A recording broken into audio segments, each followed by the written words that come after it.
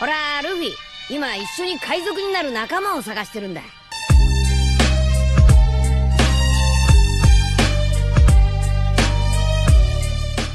Hello guys, welcome to my channel The Wandering Zoro, your go-to destination for anime-related content.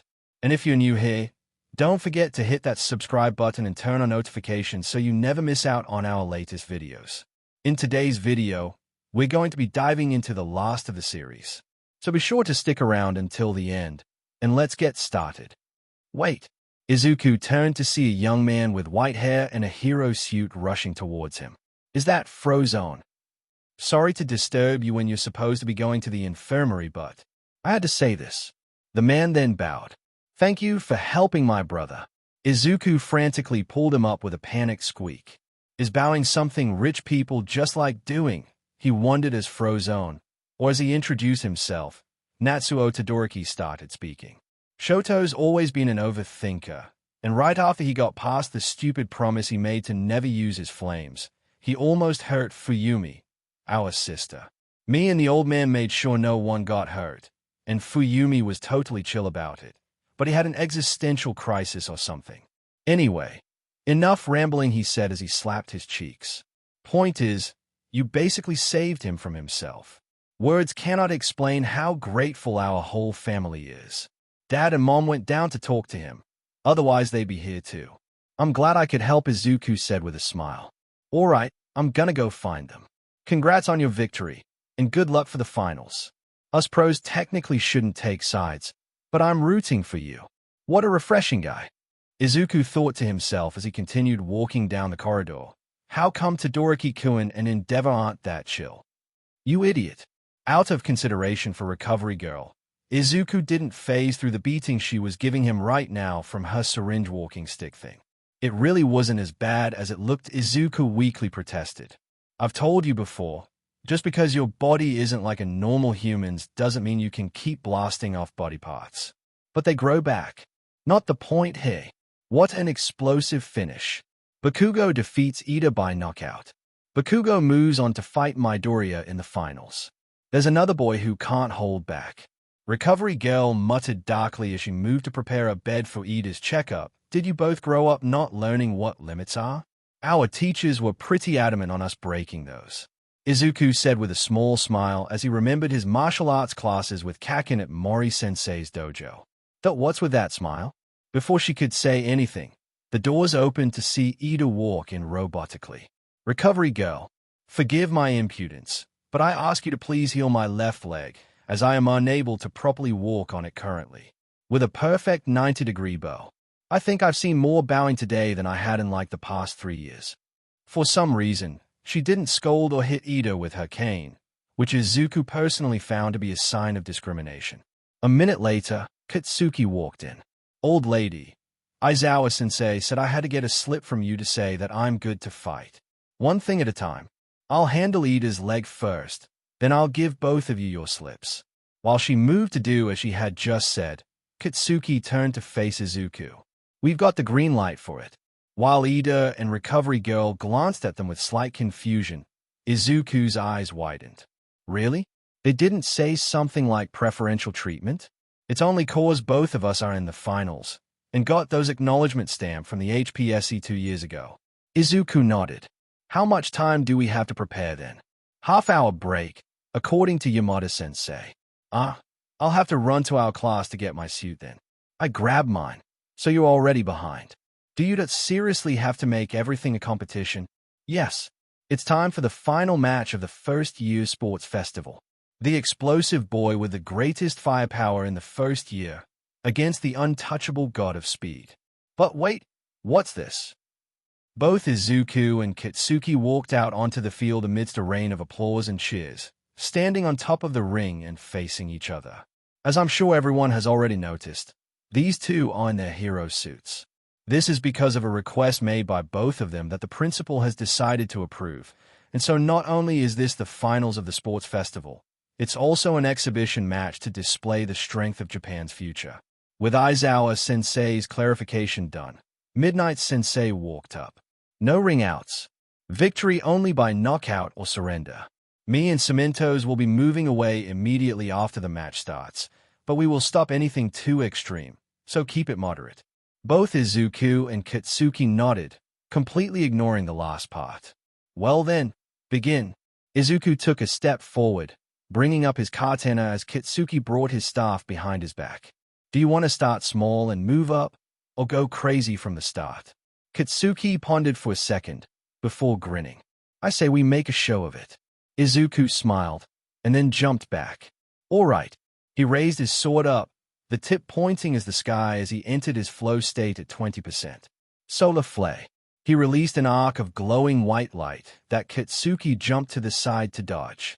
I was there when you came up with that, Katsuki said as he thrust the staff towards Izuku, launching sweat from the pump system that he detonated for a directed explosion. Exploding thrusts. He repeated the action, sending out explosions while thrusting the staff like he was playing billiards. You have no idea how dumb that looks, Izuku said as he leapt out of the ring and landed sideways on the walls of the arena before running around at 35% to create a smokescreen. Landmine blast.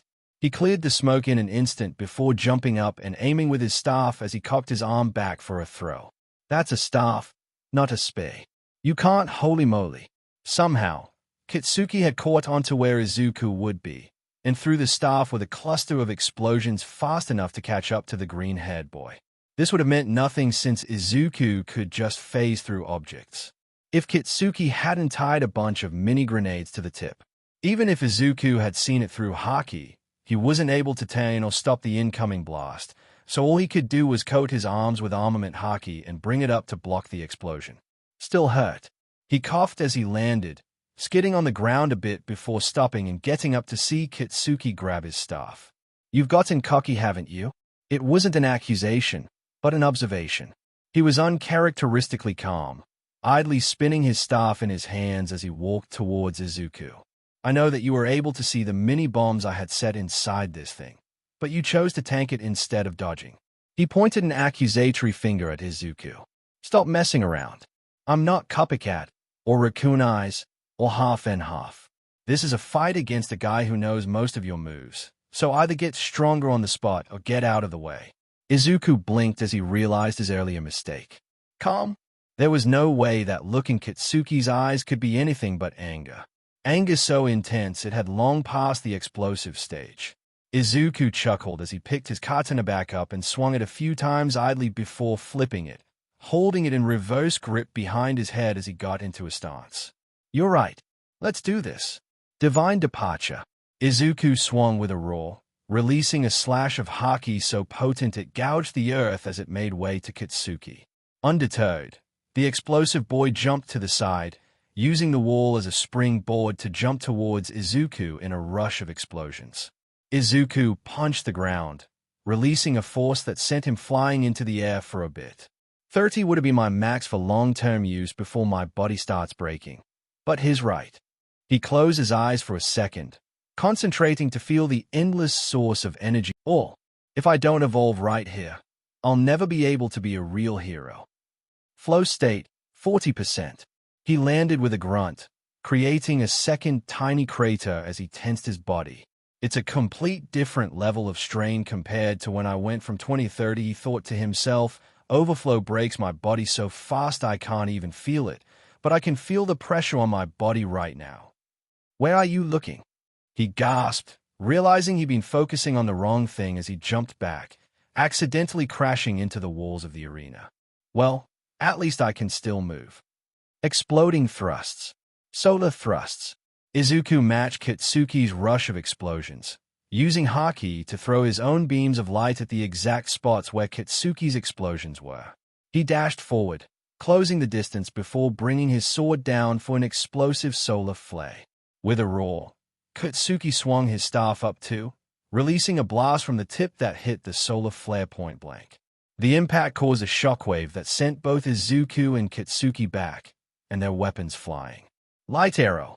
Without a moment's rest, Izuku dashed forward, legs pointed as his opponent as he sent himself flying in a cocoon of light. Explosive speed. Katsuki threw his arms back before dashing forward to meet Izuku's charge. He changed angles completely halfway, pointing his arms up to change his trajectory, moving under Izuku's kick and skidding on the ground for a few seconds before turning back around. Explosion wheel. He jumped into a front flip before releasing explosions into the shape of a fiery wheel that crashed into Izuku's side. Full body flay. Izuku released a blast of light from his whole body, freeing him and giving him the chance to create some distance. He groaned in pain as he felt his body strain under the pressure from both inside and outside his body and reluctantly lowered flow to 30%. Raised the percentage at the moment of impact. He remembered what Yagi-sensei and Torino-sensei had told him during those hellish days of training. It had been when he could barely handle the strain 20% brought him. So his mentors had told him to spike from 8 to 20 for the moment when he had to send out flicks of air pressure. Surely the same principle would apply here. He brought his hand up, aiming straight at the approaching Kitsuki. Maintain it, and then spike it. Now. He released a blast of wind energy that hit his opponent straight at the chest, causing Kitsuki's eyes to widen at the almost instant attack that had hit him. St. Louis smash. Again, he maintained 35% throughout his body before spiking it for the second of impact to 45% as he struck Kitsuki's right side, the blonde barely able to bring his arms up to absorb most of the impact before being sent back like a ragdoll. Any thoughts of maintaining control evaporated as Izuku heard a distinct click sound.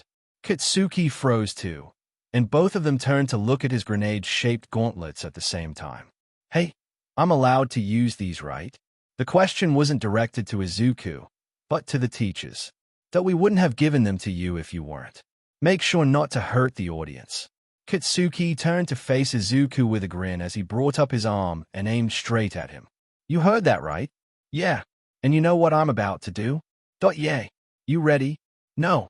Surrender then. Never. Good. And then he pulled the pin. Somehow, it was simpler to dodge compared to when he had fought Kitsuki in the combat training. Maybe because that was a narrow corridor that lowered Izuku's options, or maybe it was because Izuku now had haki that let him see the path to safety, but it was relatively simple to dash back before using Flash Arrow, long version to literally the other side of the arena. Good decision too, because while he had dodged it easily, the ground hadn't, and it showed. Don't be resting easy yet. Kitsuki growled as he walked up to where both of their weapons had landed. I've got a lot more in me, and you're practically dead on your feet. His right Izuku realized he's got one more charge, and I can't go for a big dash like the one I just did again with the strain using 40% through my whole body did. He frowned as he saw Kitsuki take off the gauntlet with the explosive charge ready, and fiddle with the staff. The hell are you doing? Preparing my secret weapon. He brandished the staff, now with a grenade-shaped gauntlet attached to its tip. That's really impractical. You know that, right? Shut up, Kitsuki snapped. I don't need to care about things like aerodynamics or gravity if I have enough explosions.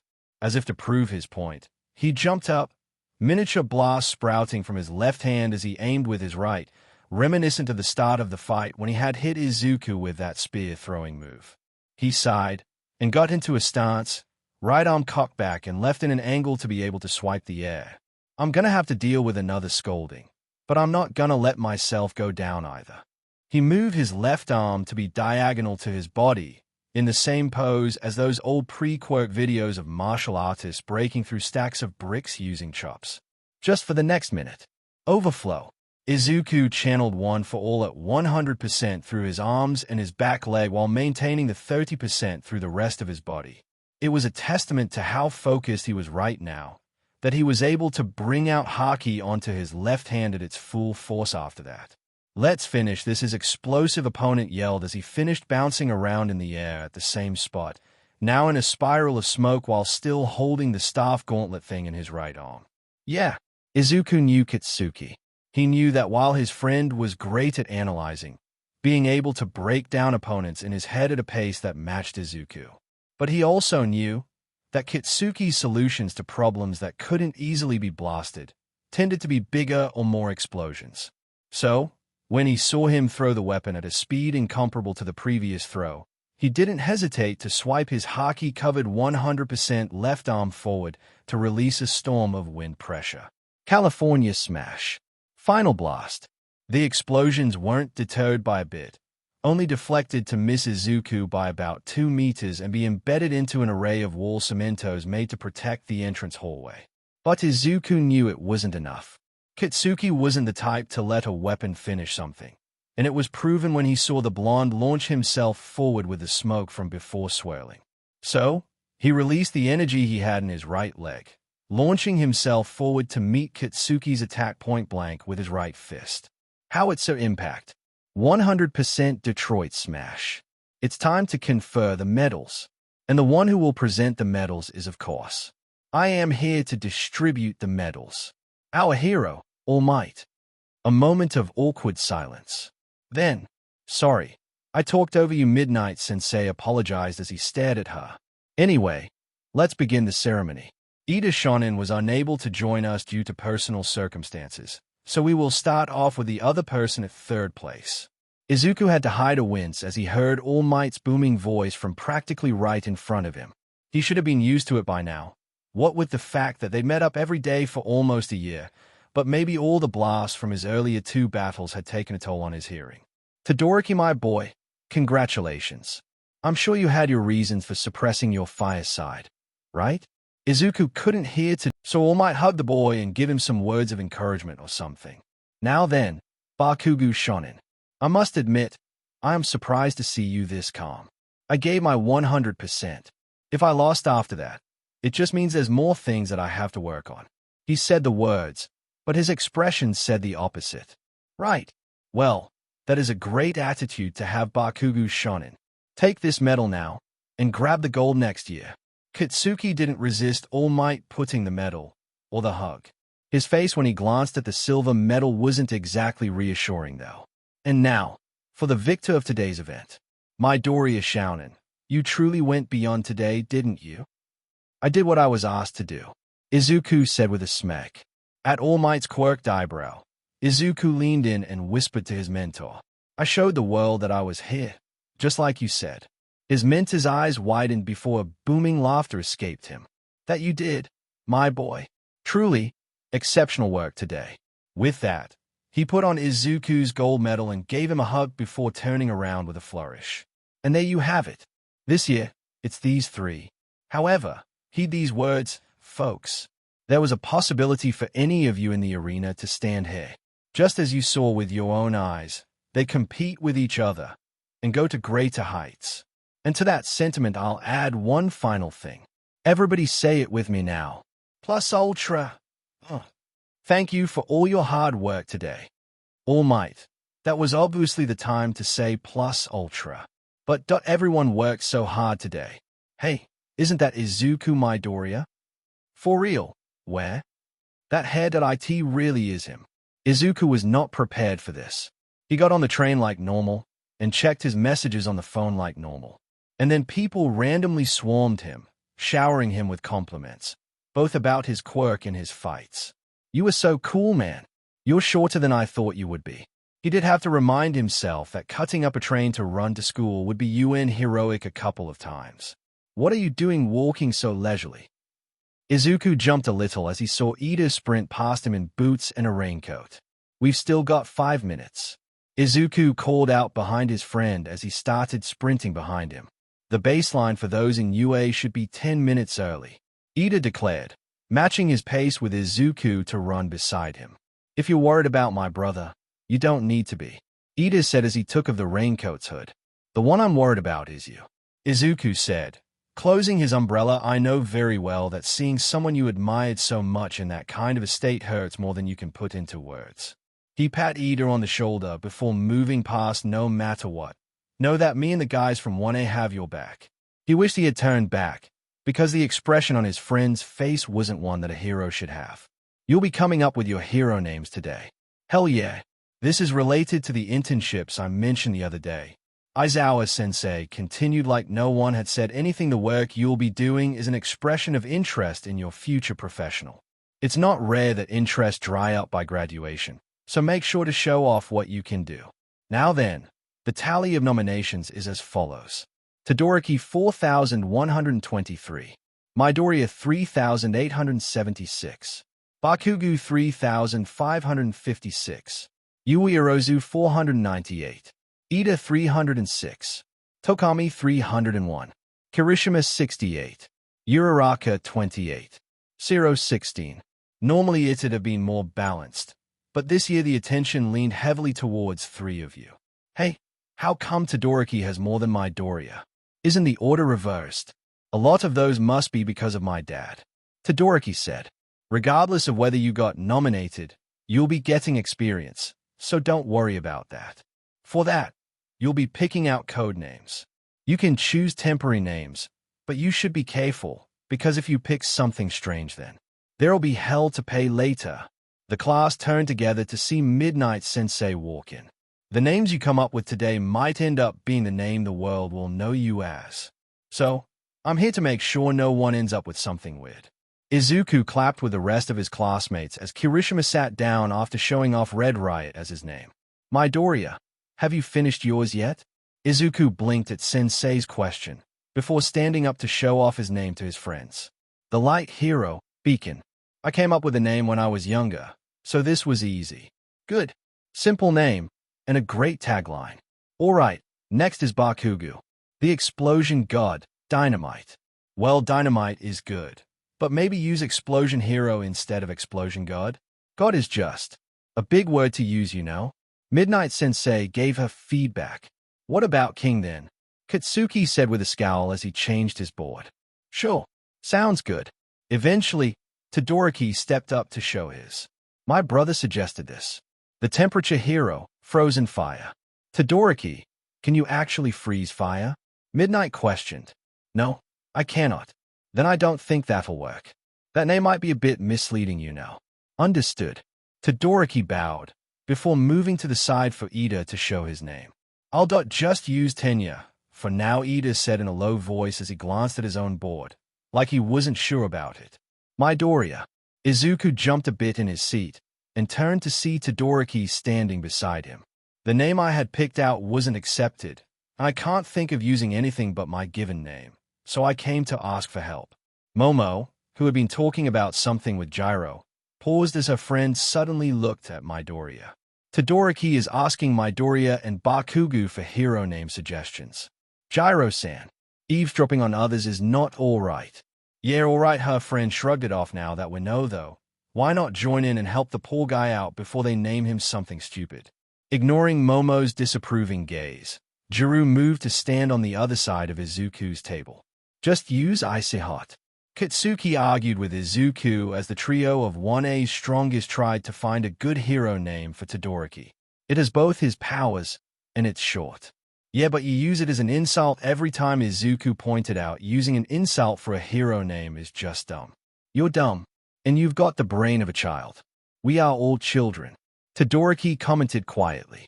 Katsuki, who had been about to fire out another insult to Izuku, faltered at that you should change your name into the dense hero. Todoroki frowned in confusion. My quirk has no relation to density. It was a joke, Todoroki. The trio looked up to see Momo and Jiro take a step towards them. How about Frostfire Man? Gyro suggested. I think the man makes it sound dumb, Katsuki said with a snort. Still better than Ice Hot. What did you say is? Your hero name is just your quirk's name, so don't get too cocky. While Jiro and Katsuki continued bickering, Momo joined Izuku and Todoroki's pondering. The temperature hero, Crimson Frost. Great name. Midnight Sensei finally approved with a pose. I am here. In a strange pose. 1A was so used to this by now that they just glanced at the door for a second before returning to their conversations.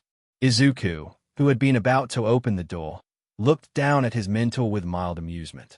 What's up, All Might Sensei? Come out here for a second. I want to talk to you about one of your offers. All Might's shuddering immediately let Izuku know what was coming. No way. I'm not going to him. All Might nodded. Sympathetically, I understand your pain, but I don't think anyone else knows as much about One for All as Gran Torino. No, there is. All Might blinked. Izuku pointed straight at his mentor.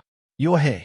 His mentor looked at him for a second with an unreadable expression, before gently shaking his head.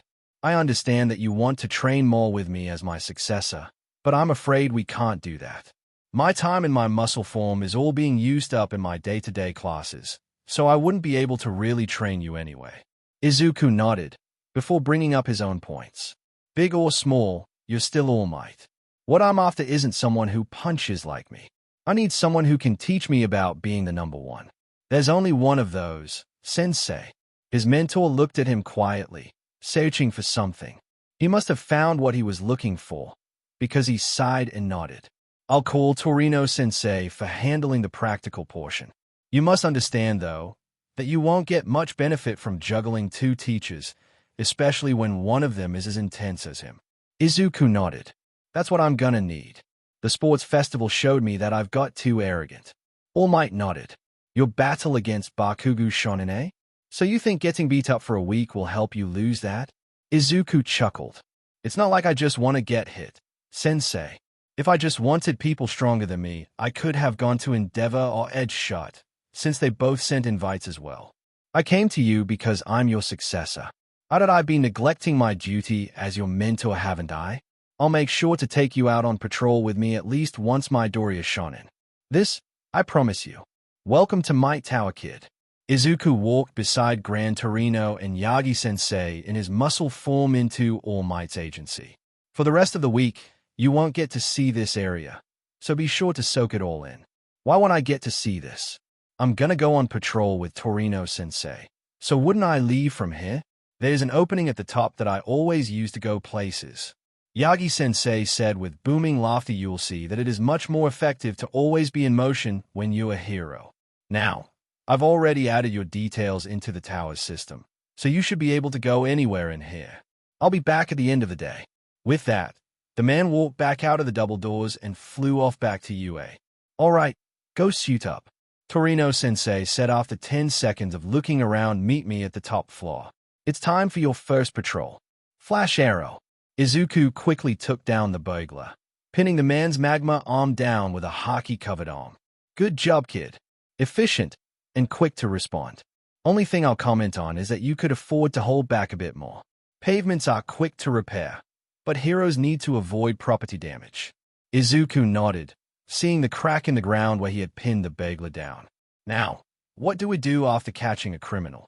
Gran Torino quizzed him. Inform the police. Exactly. Heroes have a hotline to the police, specifically to just come and grab dirtbags like this one. I already contacted them this time, so don't worry about that. You should install a button to call them like how most heroes do in their costumes. Izuku looked at his mentor's costume. I don't see anything like that on your suit, though. Sensei, I barely do hero work anymore, so I stick to using my phone.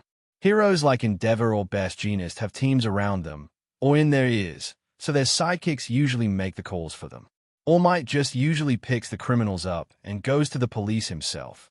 Izuku nodded, writing things down in the mini notebook he had brought for spontaneous lessons like this. Where did you get that? The notebook. There was a sale going on near my home, so I bought like 5. That's not what I meant.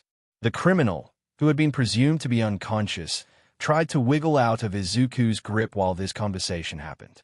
There was literally no way for him to escape Izuku's hockey-enhanced grip, though, and Izuku and Torino-sensei just continued the conversation, chatting about how the crime rate of Roppongi had slightly gone up because of All Might spending so much time at UA. In a burst of light, Izuku landed at the roof of Might Tower along with Torino-sensei. Good work today, Kid-sensei said as the two took the nearby stairs to get inside the actual building. You're a sponge, you know?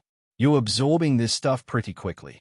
We were taught about basic protocol at school, so I was really just filling in some blanks today. All right then. You're free for the rest of the day. Go run around and see the tower. I can see you itching to do that. Make sure you stay in costume until you get to your room, though. There's a lot of people who work here, so they'll get confused if they see a random kid in pajamas running around. Izuku munched on a packet of chips courtesy of the vending machines near the bathrooms as he walked through the building, responding to greetings cheerfully as he explored the huge building. It was interesting to see all the different kinds of offices that were in here. One that dealt with legal stuff, one that dealt with the merch business, a few for just charities. It really put into perspective how much stuff All Might was actually involved in. He froze as he felt his phone go off, and quickly dusted off his hands to pick up the call. Kid, time for your first emergency situation. The tracks of one of the trains got done in, and the train's not slowing down. I'm sending the location to you now. Come to the flight zone within 2 minutes, and wait for me. Izuku gave the affirmative to his teacher, chucking the half-eaten packet of chips into a nearby dustbin before literally flying upstairs till he was at the top. Torino-sensei wasn't here yet, so he quickly checked where the collapse had happened, confirming that it was northwest, exactly 27 kilometers away. He waited for 3 more minutes, bouncing impatiently on the ball of his feet, before deciding that he'd rather just take the scolding than let people get hurt. Flash arrow, long version. He launched himself, running on the side of buildings every few seconds to recharge before using his super move again to get to the site of crisis. What he was met with wasn't what he was expecting. He saw Gran Torino, sitting at a nearby rooftop, holding a timer. He also saw 0 damage to the train tracks. Izuku landed beside his teacher, now realizing this had been some kind of a test. 6 minutes after I called you. Torino-sensei said, way too slow. 3 of those will be waiting for you, Izuku said, annoyed. That doesn't make it better, sensei reprimanded. While most of your classmates should wait for their mentors before leaving, you and that Bukagu kid got authority from the HPSE to use your quirks for a reason. Next time, it might not be a drill. Don't hesitate when that happens. Izuku nodded, slightly ashamed. Torino-sensei started to walk towards the edge of the rooftop, ready to fly back to Might Tower, when they both heard a woman's shriek. Before the old man could even say something, Izuku was gone in a flash. Unseen by Izuku, the old man smirked. You really do learn quickly, kid. 20% Detroit smash. Izuku took down one of the thugs with 1 punch, before using his legs to sweep another off his feet.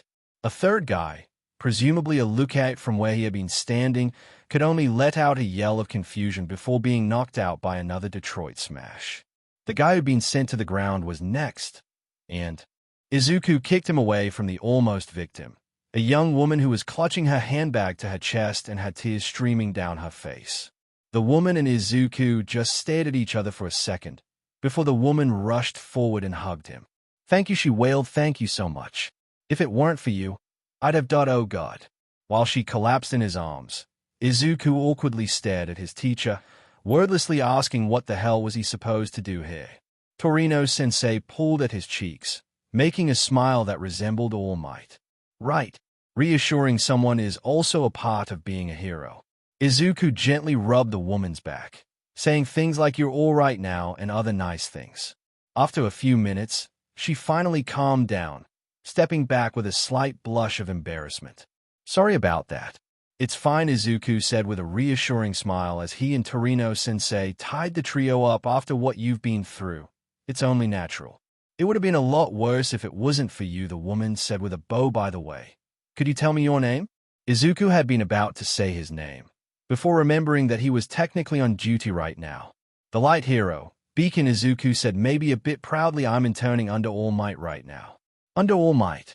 The woman exclaimed, wait a minute, aren't you the boy who won the sports festival?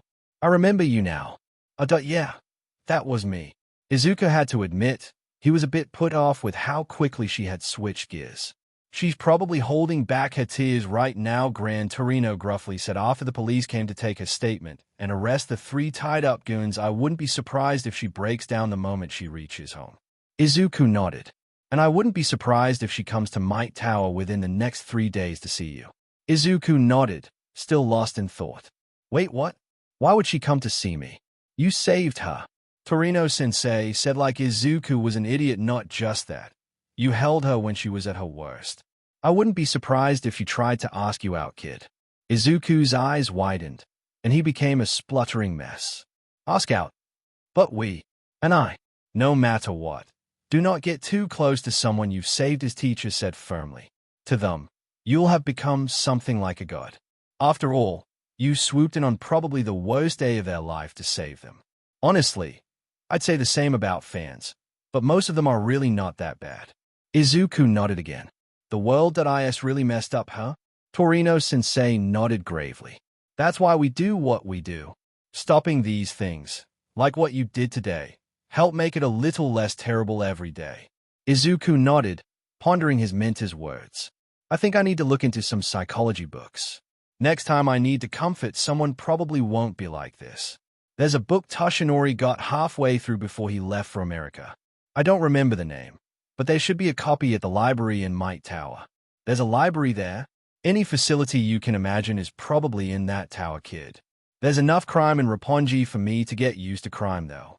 Even with the increase in petty crime, areas like Hosu have much more brutal criminals compared to what you'd find in Roppongi. Why are you even complaining? It's like 5 minutes by air travel. I wasn't really complaining. Izuku defended himself as he sheathed his katana and walked beside his mentor. It was more like an observation. A pissy one. Kid, focus on evacuation and rescue. Fight only if you have to, Gran Torino said as a nearby building was hit by an explosion. Right. Izuku rushed to where the building was starting to crumble, pulling people away at insane speeds using his flash arrow, long version. He paused after saving a family from falling rubble, searching for people to save. This Ares Clay. He moved on, looking at the fight between the Nomu and the heroes but not interfering. Maybe it was the second of focus, or maybe he'd been unconsciously started putting pieces together. Either way, his thoughts went from what's happening to why is it happening. The League has no reason to attack Hosu. Hosu recently was in the papers. In the papers because of a hero attacked. Who attacked the hero? Hero Killer Stain. Hero attacked. Ingenium. Who do I know close with him? Ida-kun. Where did he go to intern again? Tenya. Where did you go? A nearby hero cried out as he tried to douse the flames. Manual. Intern with Manual. Right, hey. Ida. Hosu. Ingenium attacked by Hero Killer. His eyes widened as he understood the implication.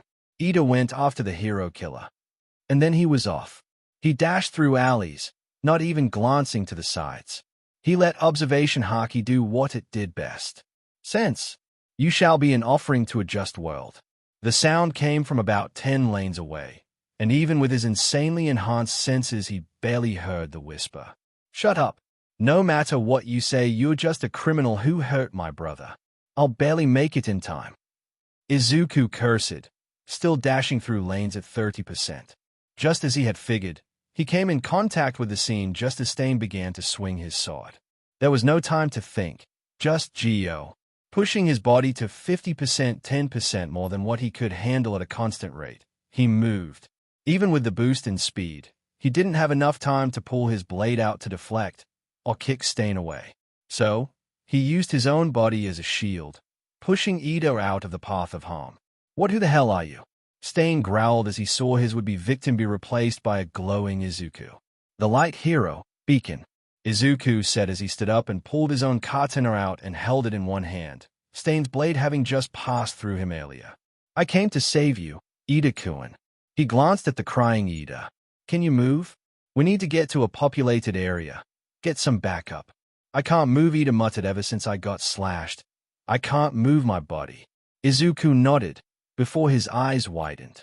There's another person, he swore, before looking up at Stain. You've been productive this evening.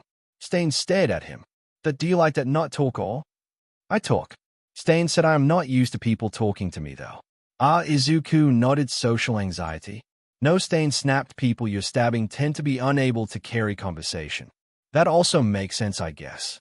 This is pointless, Stain growled as he threw a couple of throwing knives that just passed through Izuku.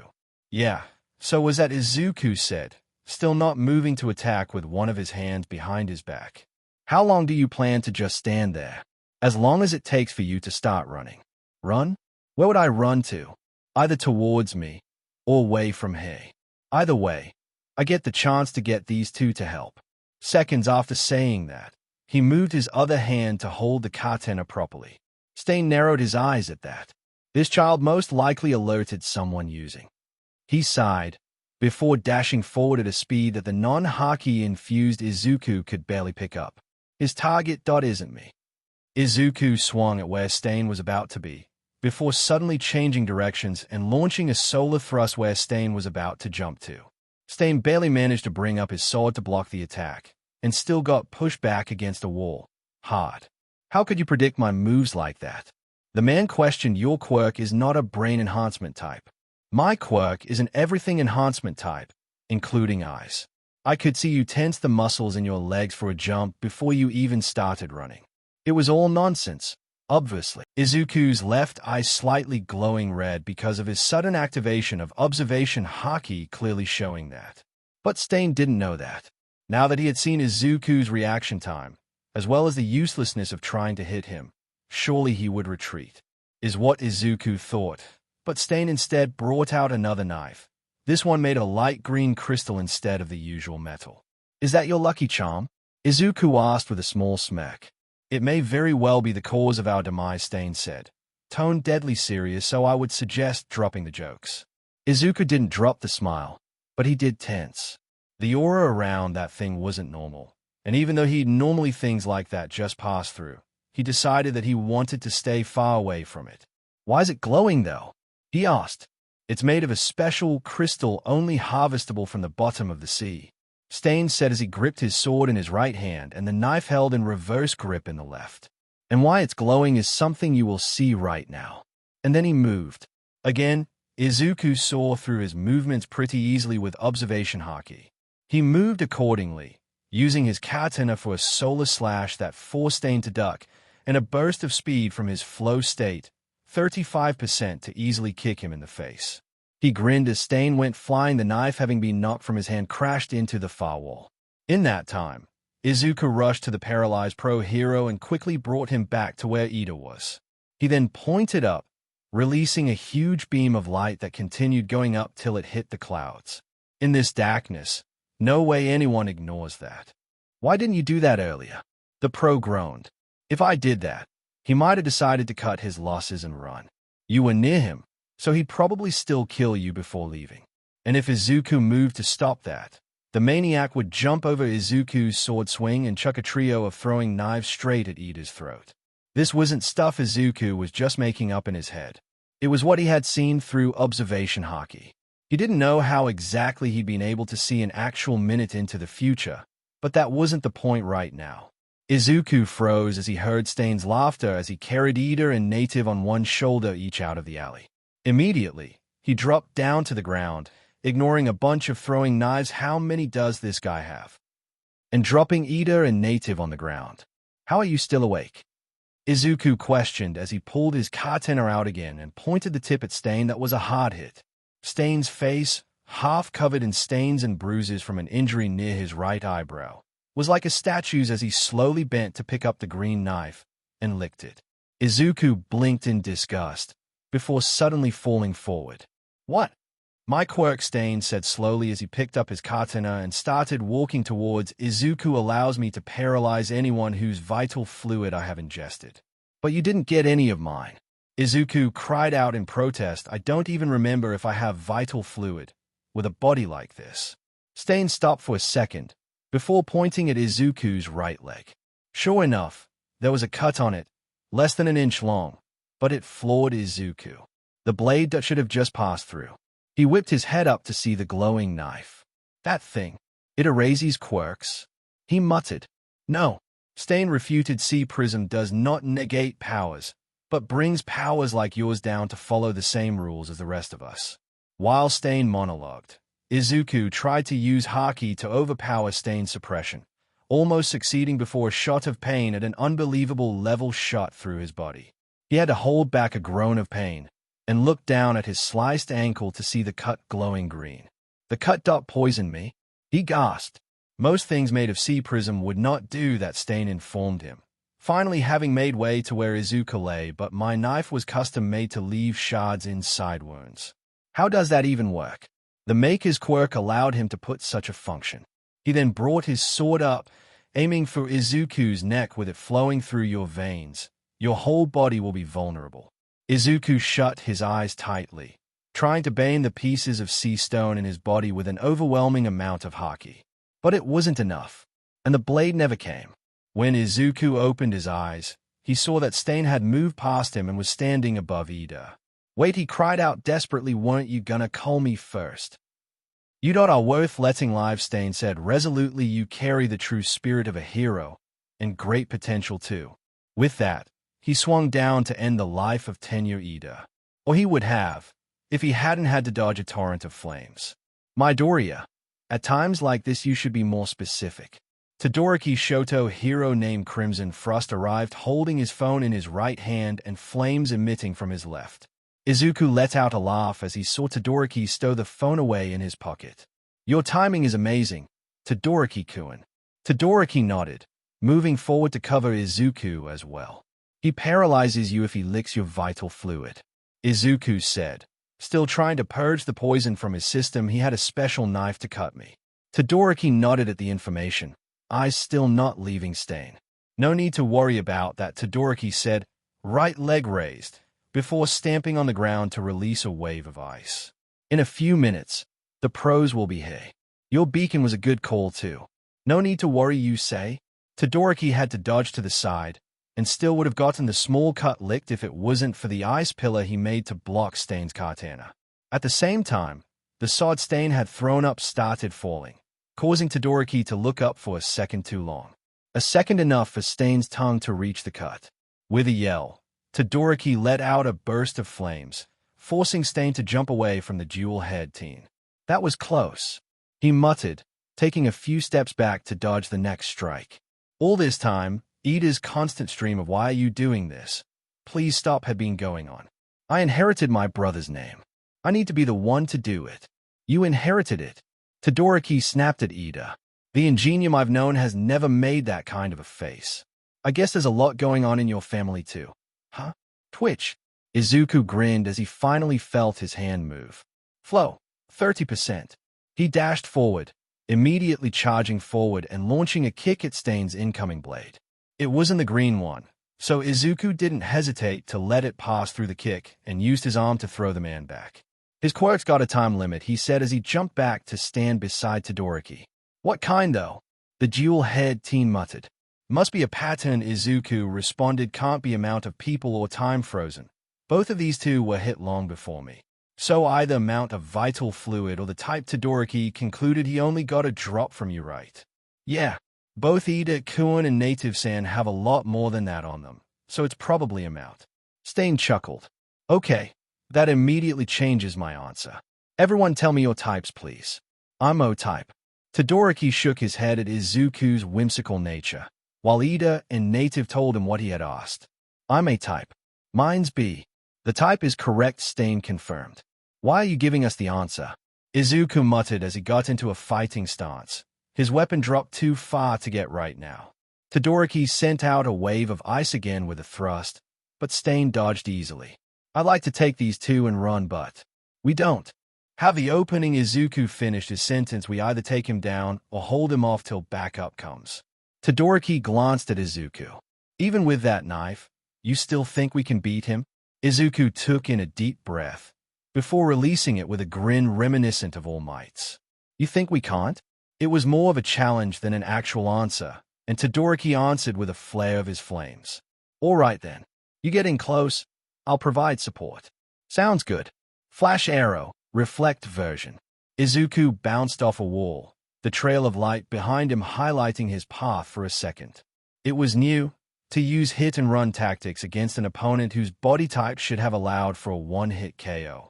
He swept Stain's right leg, leaving him off balance as he launched himself up again, bouncing from the walls thrice before landing right beside Todoroki, who had sent out a torrent of flames. Even with one leg, Stain managed to get out of the way. Once more, he dashed forward again, intentionally overshooting before doing a 180-degree direction change to slam his knee into Stain's back. Duck! Izuku abandoned the attack halfway, turning the leap into a roll that just barely avoided a swipe at his eye. Moved to the side. He felt Todoroki's heat spike, and dashed back to avoid getting caught in the sea of flames, which Stain dodged. Again, and then Stain brought the knife up near his mouth. Izuku tried to dash forward blindly, trying to get to Stain before the man licked his vital fluid and activated the paralysis. But he was too late. He barely got a step in before crumbling down to the ground again. My shoulder, he swore as he felt the sea prism poisoning again. He nicked my shoulder when I rolled. He could only watch in despair as Todoroki constantly created distance, and Stain constantly covered it in moments. This poison. It was getting harder to burn it out of his body with pure haki, his own normal blood flow having sped up due to the adrenaline rushing through his veins. Your blood. Izuku blinked, confused at the sudden voice in his head. What? Your vital fluid still drips from your wound. Grasp it. Pressurize it into a force that can be used to cut through your enemy. Who the hell is this? I am the sixth. There was no need to ask what that meant. The sixth user of One for All. And apparently he was showing Izuku how to use his quirk, like Shanks that day in the USJ. Feel that drop. Take into your palms, and clasp it in your hands. Izuku was able to move his hands below the elbow, but it didn't feel right.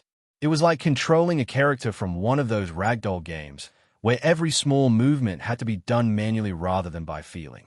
He barely managed to get a drop of it from his shoulder onto his right hand, and clap his hands together like he was praying. Now focus. Push it into itself. Let your energy fill it like a balloon with no limits. His concentration wavered as he saw Todoroki's left arm almost get cut off. It wasn't for Ida's sudden recovery and reciprocal burst enhanced kick. I apologize for wrapping you two up in something you're not involved with.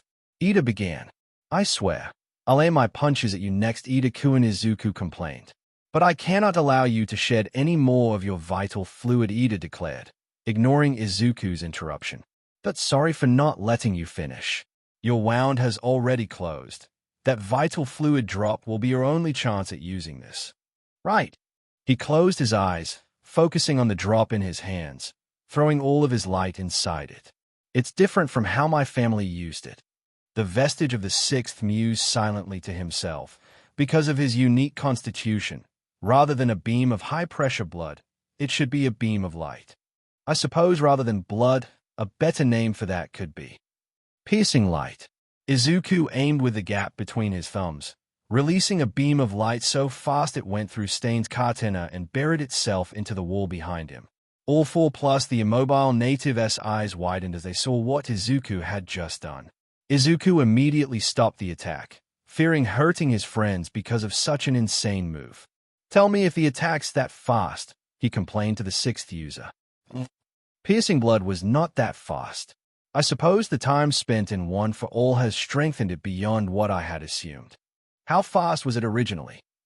According to Tsukumo-san, it was around Mach 1 when not enhanced.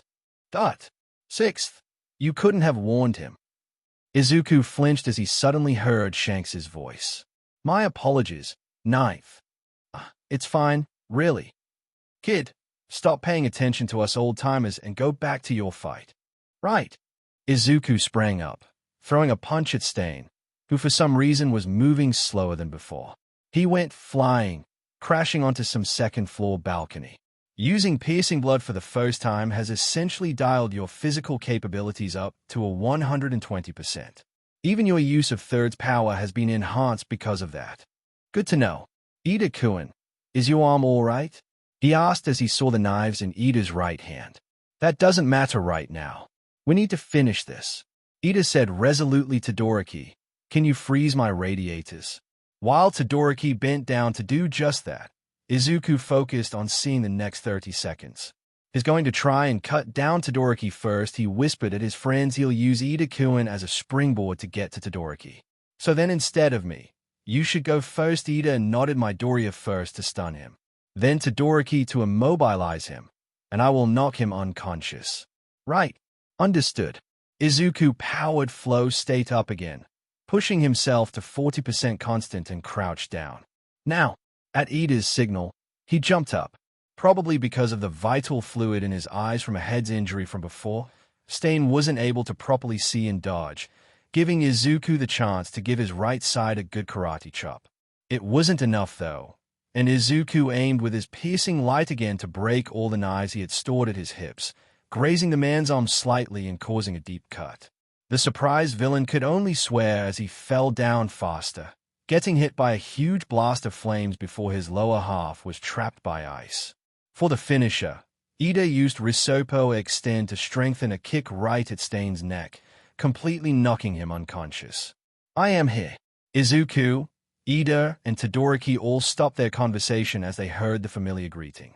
They whipped their heads to the door to see All Might enter, along with Gran Torino, Manuel, and a guy with the head of a dog. Sensei, Izuku questioned, shouldn't you be taking class or something right now? I would be All Might said with an annoyed glare at Izuku if someone hadn't decided to get into such a mess. Not my bad.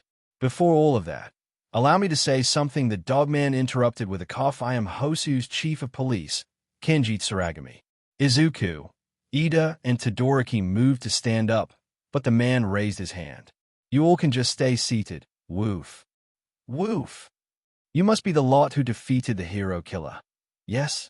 He is under strict guard and receiving treatment for serious injuries. His right arm in particular was in bad shape. He looked at Izuku at that. Izuku didn't back down, looking straight at the man's eyes. The man acted like he didn't notice Izuku's defiance, opting to continue. He gave a speech on history and ethics about being a hero. Stuff Izuku knew since he was like 10, but didn't interrupt. And then he talked about them violating rules. And Izuku wasn't having any of that. Neither was Todoroki, apparently. If Ida hadn't come, Native would have died, Todoroki said as he stood up, and if Midoriya hadn't come, both of them would have died. No one knew that the hero killer had appeared. Are you saying we should have followed the rules and watched them die? Are you saying that as long as it ends up okay, it's all right to bend the rules? But it's not bending, Izuku said as he stood up. As well as a holder of the emergency use license, I have complete rights to using and permitting use of quirks in combat. All Might clapped his hand on Izuku's shoulder. No matter how reckless his actions may have been, they were done with permission. I, the hero All Might, completely endorse and support the actions of Intern Beacon and those he says have aided him. The dogman had some sort of staring contest with All Might, who looked right back with no sign of faltering. You're going to have to be the one in front of the press tomorrow then. Woof. Izuku blinked. What? I was never planning on having you three be put in trouble over this. Since Stain's wounds matched his style, I was planning on handing over the credit to Endeavor. You'd have been both credit and problem-free. He looked back at All Might. I should have informed you of this before all this, All Might. Sorry about that. It matters not. All Might said cheerily, those who do good deserve to be recognized. The chief nodded, turning to leave the room anyway. The press conference tomorrow would have been for Endeavor, but now you're going to be the one in front of the camera. Izuku nodded, slightly nervous. I look forward to see how your future turns out. Light Hero Beacon. With that, he left, and the three students let out a breath they hadn't even known they were holding. You three. And the breath went back in. The three turned slowly to see All Might frowning slightly. What you three have done is beyond reckless. As a hero, I'm proud. As your teacher, I'm furious. If it wasn't for the fact that Midoriya Shounen is interning under me, I would have no involvement in this. His word alone would not hold much weight, so things wouldn't have ended this nicely. The three nodded. You won't face any disciplinary action from UA this time, purely due to a technicality. However, if this ever happens again, allowed under the law or not, you will be punished. Midoriya Shounen, I'll see you tomorrow at the press conference. You're gonna be there? Izuku asked. As your mentor, of course I will be. With that, he left off, probably to take a class. Kid. Izuku whipped his head to see Gran Torino's displeased expression. What was the one thing I said to you during the rescue effort? That fight only if you have to. And did you do that? I think I did. I was completely focused on rescue till I realized what was going on, and made sure to send my location to everyone, Izuku said with resolve. Torino-sensei sighed. You're exactly right, kid. He looked over all three of them. Remember today, kids, the system is there to help us, but it's also a major pain in the butt sometimes. With those golden words of wisdom, he left. Ida got scolded by Manuel after that, and Izuku left the room to pick up a call from Momo. You're going to be interviewed. Izuku winced at her volume. Yeah, with All Might beside me too. That's amazing. She exclaimed, that's just wow. Anyway, how's it going with Ryukyu? She's amazing. Momo said. Bublin is not lowering at all. She took me and a senior called Neji Hato out to fly the other day. I got to see the sky above the clouds. It was breathtaking. Oh, nice. I still can't sustain flight for long enough to go that high, Izuku lamented. I'm sure it'll be amazing when you do finally do it. Ryukyu said that when she started out she'd spend half the day above the clouds, only going down when alerted. Izuku hummed in thought. I'm not going to let you laze around like that, Izuku. So I'd suggest you stop fantasizing about that. Let a guy dream. How do you even know I was thinking about that? All Might, why have you decided to take an intern in your agency after all these years? The questioning was aggressive. Right out the gate, doubts of Izuku's qualifications, of his ability to kick villains' butt, and of him using up All Might's precious time flooded the room. Beacon-san, what exactly is your quirk? You seem to be doing two completely unrelated things during your sports festival debut. Izuku smiled, finally getting a break from this storm of annoying statements. My quirk makes it so that I'm made of light. All attacks pass through me, and I'm obviously very fast. But that doesn't explain that black energy, the brown-haired woman insisted.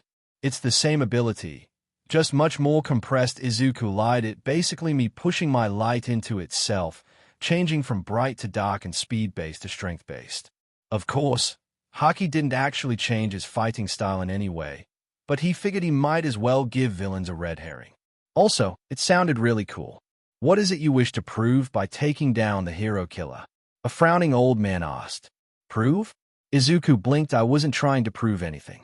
I was trying to see if anyone was left unaccounted for during the whole Hosu thing, and I literally ran into him. All Might's laughter interrupted the reporter's retort.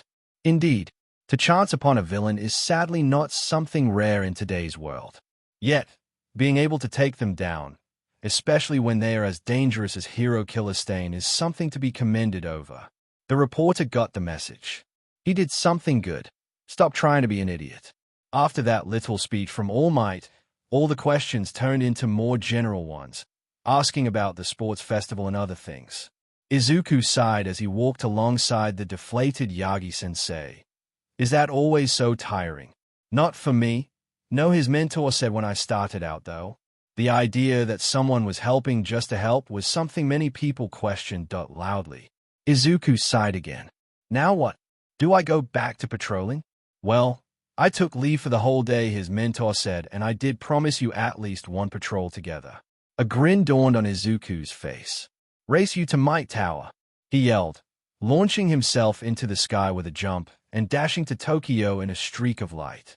And then he heard a booming laugh, followed by a red, blue, and yellow streak rushing past him. Goddamn-it. Detroit smash. All Might didn't flinch, absorbing the punch with a block from his left arm while cocking back his right fist. Get back. Yeah, no cap. Izuku jumped back, going left to dodge the punch. Too predictable. All Might's punch never came, instead being replaced by a leap that let him knee Izuku right in the gut. Block. Izuku went flying not in the fun way and landed in a crumpled heap. You could have just grazed me, he complained. Standing back up, I knew it was coming, and I still couldn't get my hands up. Pain is the greatest teacher, young Midoriya. All Might said with his ever-present grin now. Clean yourself up and meet me at the roof in 10 minutes. We're still on duty. The last two battles will be Aoyorozu and Midoriya vs Aizawa-sensei, said as a laugh boomed through the sky. And Todoroki with Bakugo against. I will do it. Momo Izuku called out as Todoroki and Kitsuki went off to strategize, argue on their own. Let's figure this out. Izuku walked alongside Momo through the nearby park area. So what's the plan? He asked after a few seconds of waiting. Oh, Momo blinked. Are you not going to be the one coming up with it? Izuku stared at her like she was dumb. I'm the beat people up person, and you're the smart person. Of course you're coming up with the plan to take out Sensei. She didn't respond, instead opting to look down. The faint smile on her face was definitely nice to see, though. I wouldn't say you're not smart, though, she said as the two sat down at one of the benches. Yeah, sure. I can improvise. Izuku conceded. Long-term stuff is definitely your thing, though. She nodded. Though what do you think of itching powder? All right, let's go, Izuku said out loud as the two started running through the city, Izuku's right arm glowing, and Momo's arm sprouting out weird baby face dolls. Momo, what are those things? Izuku questioned, stopping in his tracks. Russian matryoshka dolls, she said, putting a few of them into her belt. Right. They are backup plan, she said. Izuku, remembering the rocket boots from the sports festival, just nodded. Sounds good. Above. Go for the legs. Izuku yelled, not wasting any time to jump, just as Aizawa-sensei landed hard on the ground he had just been on. Momo wasted no time, swinging with her iron staff at his shins. Eraserhead, not expecting an immediate attack from the usually reserved girl, was forced to spring back and send out his capture scarf to grab the staff and yank it out of her grip. The staff landed on the ground nearby, creating a clanging sound that echoed through the alley. You need better grip, he reprimanded, focusing his quirk on Beacon while also staying alert of Creati's position. What do I? Eraserhead paused at that. The staff had stopped bouncing on the ground, but the sound hadn't stopped. He grabbed it with the scarf and tried to throw it further away. Tried. The moment the scarf made contact with it, it couldn't leave the ground. He tugged hard, but it wouldn't budge. What is this? He muttered, eyes still not leaving Izuku. And then his vision was suddenly blocked completely by some kind of blanket. When he got the cloth off of his face, both his opponents had disappeared. How do you delay the glue on the staff? Izuku whisper questioned as the two crouched in a back alley. It's a trick I learned at Ryukyu's agency. Hato-senpai said that since my quirk gives me too many options, I need to narrow my moves down to styles. Currently the styles I have are brute force, grappler, sneak, and movement. I'm assuming the glue staff was grappler, and the cloth bomb from your dolls was sneak? Yes, she confirmed the dolls on the left of my belt are cloths and smoke bombs. The ones at my right are flashbangs. All I did get was my butt beat by All Might, Izuku muttered while you leveled up like 10 times. But beating the hero killer is not just getting beat up. Meh. Agree to disagree. You talk too much. Aizawa with a new scarf jumped down, reminiscent of their previous encounter. 0.1% pressure, piercing light. Izuku, now having practiced a bit with the 6th user's quirk, launched the attack with less than a second of pressurizing, releasing something with the force of a stone thrown really hard. As opposed to earlier, where even at 40% pressure he could have gone through organs. Eraserhead, not expecting the completely different type of attack, didn't dodge in time, and was sent through the wall. For a little beam, that sure does carry a lot of force. Izuku muttered good job with the powder spreading throughout the alley. Yes, that was their plan. Itching powder. By spreading itching powder at an extremely thin amount through the whole alley, Aizawa would be unable to cancel either of their quirks for more than 2 or 3 seconds. Now, Momo ran to the exit while Izuku had a little 1v1 with his teacher. Why was Izuku, the guy who literally kept pace with a 60% All Might speed, not the one running? Because he wanted to fight Aizawa-sensei.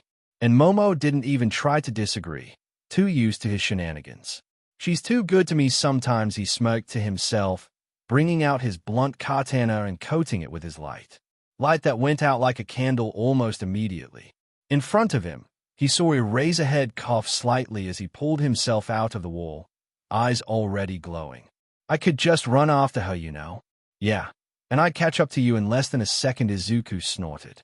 Sensei stared at Izuku for a second, before muttering something like problem child and sending out his scarf. Izuku rolled right, dodging the initial attack and using his katana to redirect the scarf into the wall and bury it there, forcing both of them into hand-to-hand. Eraser didn't flinch, pulling back his scarf and moving in for close combat. Izuku was good at that. He spun as Aizawa got close, unleashing a kick that his teacher blocks, before using the wall as a springboard to jump from while his leg was still in his teacher's hands. Aizawa could erase all light emitted by Izuku's body, but he couldn't erase its passive properties how Sea Prism did, which meant that while things couldn't pass through Izuku like normal, his inhuman flexibility, like his ability to turn his head the whole 360 degrees since he wasn't restricted by neck muscles the way most people wasn't gone. So while the leg stayed in Aizawa's hands, the rest of his body spun and his kick landed straight at Aizawa's neck. To his credit, Aizawa didn't budge, not even blinking as Izuku did that stunt. But since when can you do that? His teacher questioned. Since I was 6, Izuku grinned. Didn't you see the way I was dodging the Nomu back in the USJ? These aren't new moves, da-da. Your face was in the ground. Sorry. The horn blared, and Izuku and Momo's victory was announced. Aizawa-sensei sighed, deactivating his quirk and letting go of Izuku's leg. I'm surprised you didn't try to do some flashy battle with me, his teacher said as the two walked together towards the exit. Well, I sorta did. Izuku shrugged. It wasn't part of her plan, so I didn't try to do something dumb like ignore the plan for the sake of my desires. That's not how heroes do stuff, right? The two walked in silence until Izuku broke the silence. Her confidence that you paired us together because you knew I wouldn't try to force my way, didn't you? I paired you because I knew that you two have good potential as a team, Aizawa-sensei said bluntly. Whether that means you following her instructions, her following yours, or whatever other way, would depend on your actions today. I wouldn't say today was too bad, though. Izuku smirked. Sensei, people who hide their true feelings aren't very liked, you know? I will not hesitate to give you detention. UA has detention. I will get it created just for this situation. But somehow I don't doubt that. With Bakugo and Todoroki. What happened to maintaining distance? Katsuki shouted as the half-and-half monster ran beside him. He basically destroyed the fake city with a punch, Todoroki said as he took a quick left turn into one of the alleys and then practically teleported to us. What do you think? You can't just abandon a plan when it goes sideways. Katsuki barked. That's exactly what backup plans are for. And why are you shouting?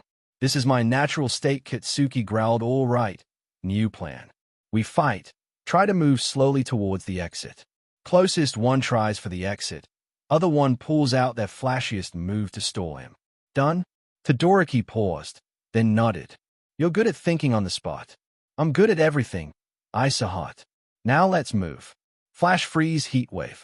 Katsuki rushed back. Explosions helping him go at a speed that even All Might would be unable to keep up with while being hit with that attack from Icy Hot. Naive. One punch. And All Might hit a bus with enough force to send crashing into Katsuki, while tanking Todoroki's attack. F it, Todoroki muttered as he moved on his eyes, repositioning to stand beside Katsuki's sprawled form. Holy cow, Katsuki let out as he managed to get up at his second try. Who the hell throws a bus at someone like that? A villain does. All Might landed in front of the two, and your time is almost up. And then the three heard a click. And Katsuki grinned. His hand was a blur, grabbing one of his collapsible staffs from his leg holster and slamming All Might with an explosion to the side. Startled but not hurt, All Might moved forward, intending to break Katsuki's gauntlet with a knee. Frozen Blossom. Ice spread on the ground in an instant, moving like a mini hurricane before it stopped at the shape of a sakura flower. All Might was thrown back again as pillars of ice sprouted from the tip of each petal. Same plan, Todoroki said as he pointed at the exit. You'll be faster with those. Katsuki was torn for a second, looking between All Might already tearing through Todoroki's super move and the exit. He cursed before getting into his stance. Explosive speed, mega version. With that unprecedented level of firepower, it was no surprise that Katsuki landed on the other side of the exit gate within seconds. Team Todoroki and Bakugo has passed. Katsuki winced as the loud horn blared from the speaker inside the Nezu cutout.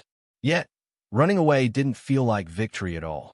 Izuku was woken out of his nap by Momo poking his shoulder. "Why's going in?" he muttered groggily. "We're talking about going shopping all together," she said excitedly. Even Katsuki has agreed. "Whoa, really?" Izuku rubbed his eyes. "How'd that happen?" "I need to buy something," Katsuki muttered. "Oh, cool," then Izuku said as he stretched a bit. "I was thinking of getting new wrist weights to practice holding my new move anyway." "All right." Izuku winced as he heard Mina and the others yell, while Momo handed him a bottle of water. "We came here as a group, but everyone split up anyway." Izuku muttered as him and Momo watched everyone disperse.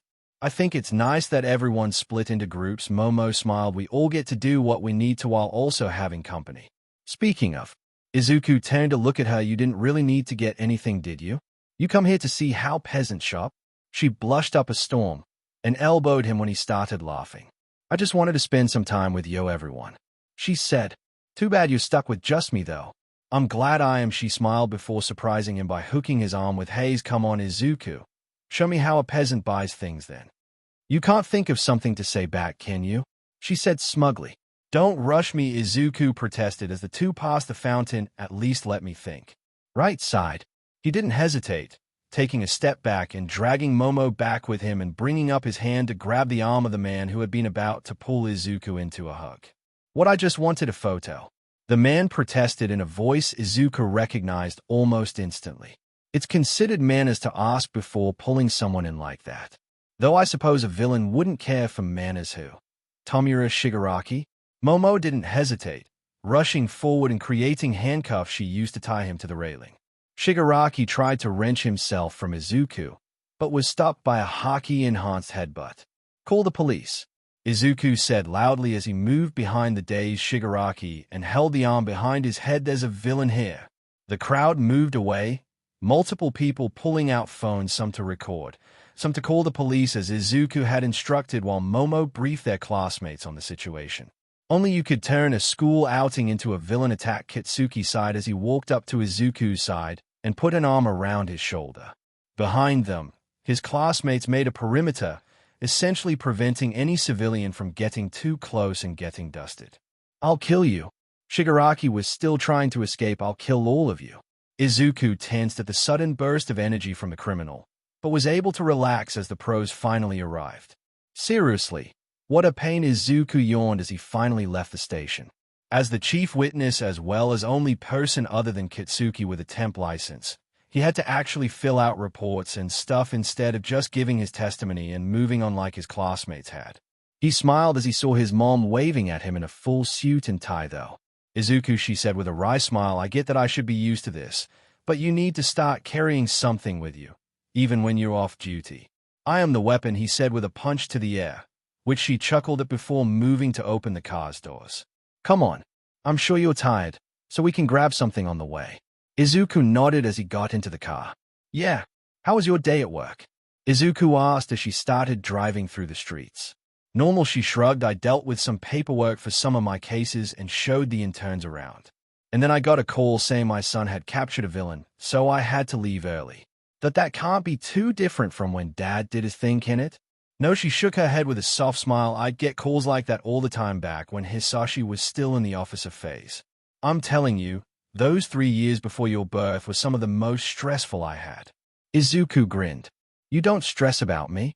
"Of course I do," she frowned, "but you've just grown so strong that it's honestly hard for me to imagine you losing." Izuku nodded before perking up and pointing out the window.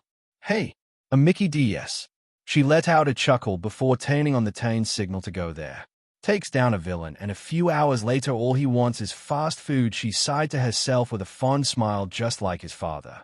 "Make sure to stay close," young Midoriya Yagi-sensei said as the two changed into their hero suits on the flight to Island. "We'll probably get mobbed by fans the moment we get off. We can't just go into the air." Izuku questioned. "We both could outrun them." "No? You still have much to learn, my boy." All Might declared. "Only run from fans when you're running late. That too is part of being a hero." "That took longer than expected." All Might laughed as he rubbed off the lipstick off his face. "I didn't think they'd ask for my sign too," Izuku muttered before perking up as he heard the sound of dot bouncing. "Uncle." The two turned to see a blonde girl with glasses make her way down the stairs on a pogo stick. "Uncle Might." "Say what now?" "Oh, Melissa." All Might laughed as he grabbed the girl and spun. "Man, I almost didn't recognize you. You've grown up now." "I'm almost 17 now," the girl said as he put her down. "All right, where's Dave?" All Might asked.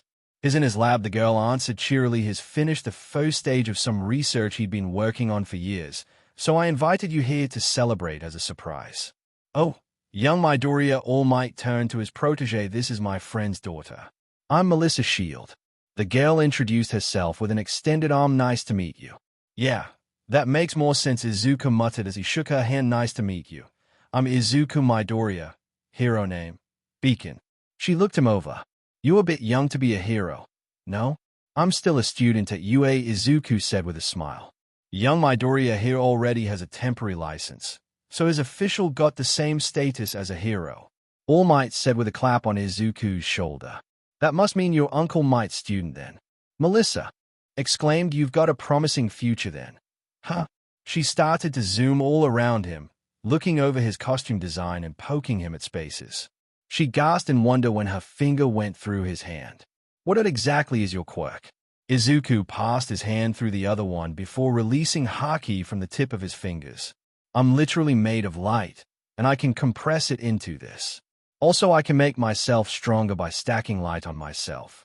Again, completely nonsensical answer, but a guy's got to improvise when he's hiding a world-class secret. You look like you're having fun, Izuku. With a squawk of surprise, Izuku turned to see Momo and a couple of other from 1A standing behind him. Haki didn't tell me anything about this. Momo, he let out in a squeak. When did you get there? You look like you're having fun, she said again with a blank expression. Midoriya Jiru said I heard everything. Jiro's earphone jacks are something to be feared. You sounded like you were having fun, Uraraka said, turning slightly to look at Momo, still with her blank expression. Friends of yours? Melissa poked his shoulder. Yeah, Izuku nodded. Guys, this is Melissa Shield. She's showing me around the expo. Yes, my papa and Uncle Might are catching up, so I'm showing him all the amazing things here. Momo snapped out of it, looking at Izuku with narrowed eyes. So you came with All Might, huh? No wonder you said no to me. Hey, I did say you might have a surprise there. Izuku defended himself personally. I think I am the best surprise you could get here. True enough, Momo admitted, whispering to him, but still, you should have said something. Even Kitsuki clearly said that is using your invite for the sports festival victory, so I didn't ask him either. Itsuka and Tetsu said their internships are this week, and Hitoshi said is being trained for something. I felt lonely, you know. You've got 2 friends right here, he hissed back, and I know you've got more back in your hotel. Plus, I'm here now. She sighed. Melissa stayed at them curiously, before clapping her hands once. How about we go to a cafe? He's so embarrassing sometimes, Izuku muttered, pinching his brows as he saw Kitsuki yell at the announcer to let him try again after seeing Todoroki top his score. Everyone stopped them. Ida called out, rushing to stop the confrontation. UA's embarrassing secrets will be exposed to the world. While Kirishima went down to help, Izuku just sighed deeply. I promise they're usually much less chaotic, he said to Melissa. Is that so? She asked with a smile. No. I made this support item as I watched Uncle Might, Melissa said as she put the red bracelet on his arm, which extended to a gauntlet covering his full arm. Whoa, Izuku muttered as he looked it over. This is neat. When I first met you, I thought you'd be a speed type, but when I saw you in the villain attack, I saw that you seemed to be holding back, so I thought that maybe your quirk would start destroying your body if you went over a certain limit. That's exactly right, Izuku nodded. I've already raised my limit to around 45% constant without being in pain, but when I go 100%, my body literally starts breaking. Like this one time I punched with my fist and my hand just disappeared, and I had to will it to grow back. Her eyes widened. Your hand disappeared. He pointed at his elbow. Yeah, everything below that just poof. Regrowing it hurts like hell too, but usually the adrenaline helps with that. She nodded. Well, this should help a lot then. This full gauntlet is strong enough to take 3 of All Might's full power punches. Wait, Izuku gaped. How the hell did you make that while still in school? Like I said, it's been my dream to help people with my invention, she said with a soft smile. You're definitely going to become someone who saves millions of people. So this little bit of support is all I can give. Izuku's response was drowned out by the sound of Ida calling him. I'm gonna go get changed, Izuku said quickly as he returned the full gauntlet down to its wristband form. Thanks for this. Why were you late? Momo asked with an overly sweet voice as Izuku walked in. Why must both you and Kitsuki be like this? Sorry, Izuku said, fiddling with his tie. This thing is killing me. She sighed, before stepping forward to fix his tie for him while Izuku just put his hands behind his back. Weren't you going to put a bow tie since ties are always annoying to you?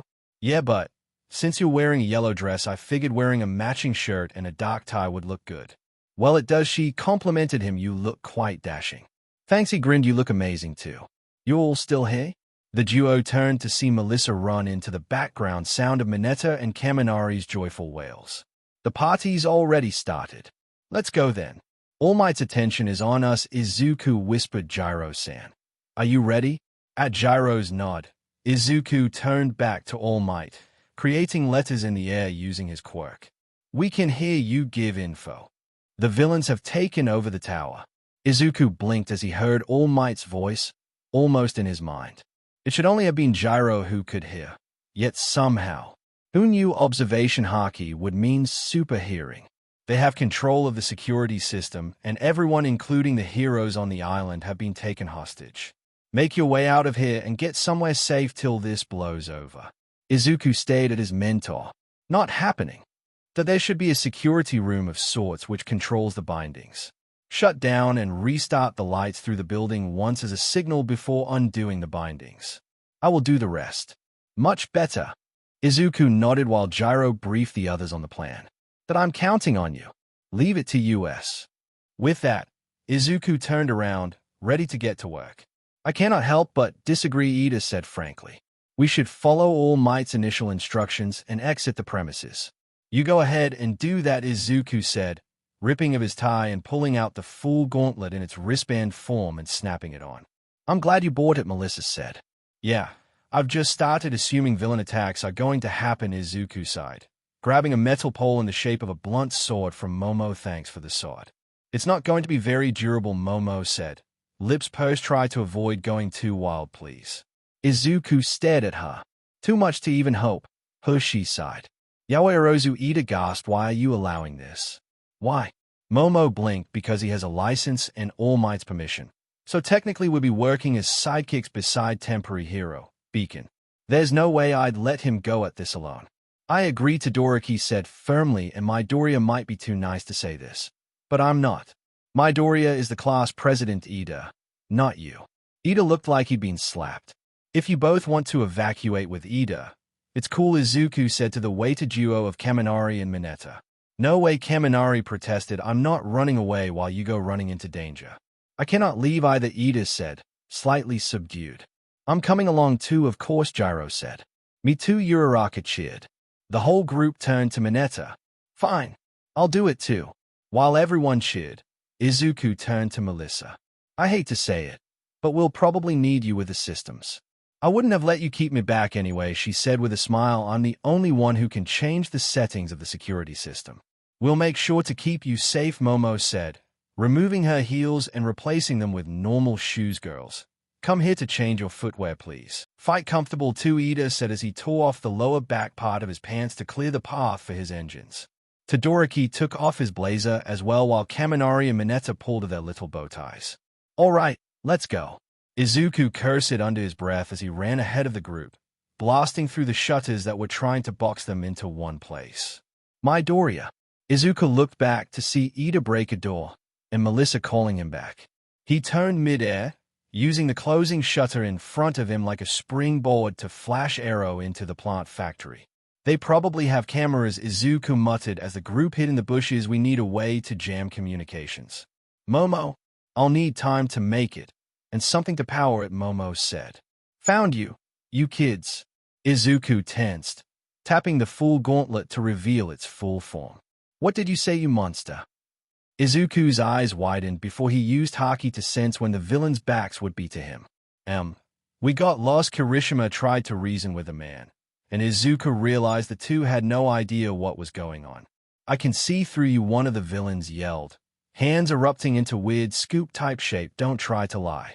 Soda Slash. Frozen Blossom. Both the villains had no chance. 1 second they were yelling at Kitsuki and Kirishima. The next, one was an ice sculpture and the other was thrown into a wall by Izuku's attack.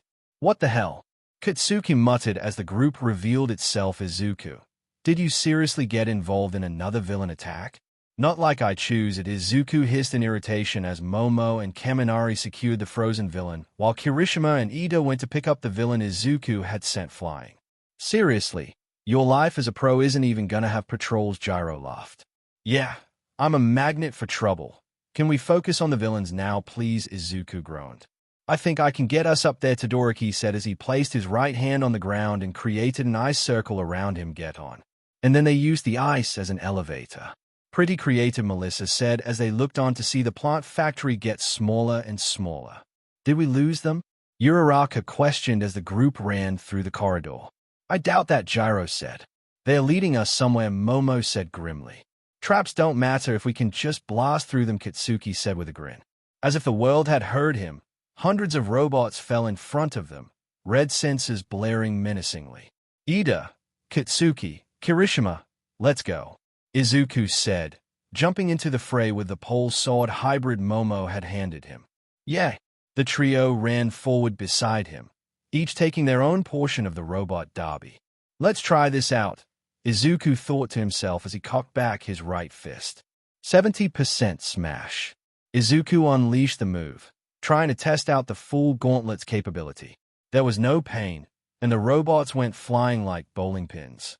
Above in the rafters, Izuku sensed the rest of the group running through the rafters, taking down a few robots of their own but otherwise being unimpeded. He winced as he felt a surge of electricity, and looked up to see Momo, Gyro, and Kaminari holding a black box. We made a temporary Gemma. Momo grinned at him. Izuku and the rest of the combatants made their way to the exit to meet the rest of the group.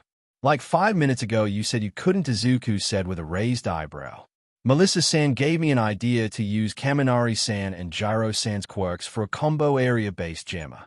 Now, we can move around without the enemy being able to see us. Izuku glanced at Melissa, giving the blonde a smile before turning to Gyro and Kaminari. You two will be able to maintain it, right? Being a battery is like my thing, Kaminari said with a laugh while Gyro nodded. So we fly up there somehow. Izuku muttered as he looked at the emergency exit at the wind generator system. Melissa-san, what exactly do you think it is that we're doing? You really think Ida-san's letting that happen? Ida's signature hand chopping supported Izuku's statement. Robots, Kirishima warned as waves after waves of robots started rolling down. Jamming squad, Izuku called out, prompting Momo, Gyro, and Kaminari to do their thing. It won't last for too long, Momo informed him as the team looked up. Flying up there is your best option. I'd rocket roller skates myself, but I don't have the stored up fat. She just says rocket roller skates so casually. So we split into teams, then Kitsuki said one stays with me and breaks these things down. Momo, stop the jammer. Kirishima, earphone, Perv, glasses, with me. Isa hot and pink cheeks. Get Izuku and Blondie up there.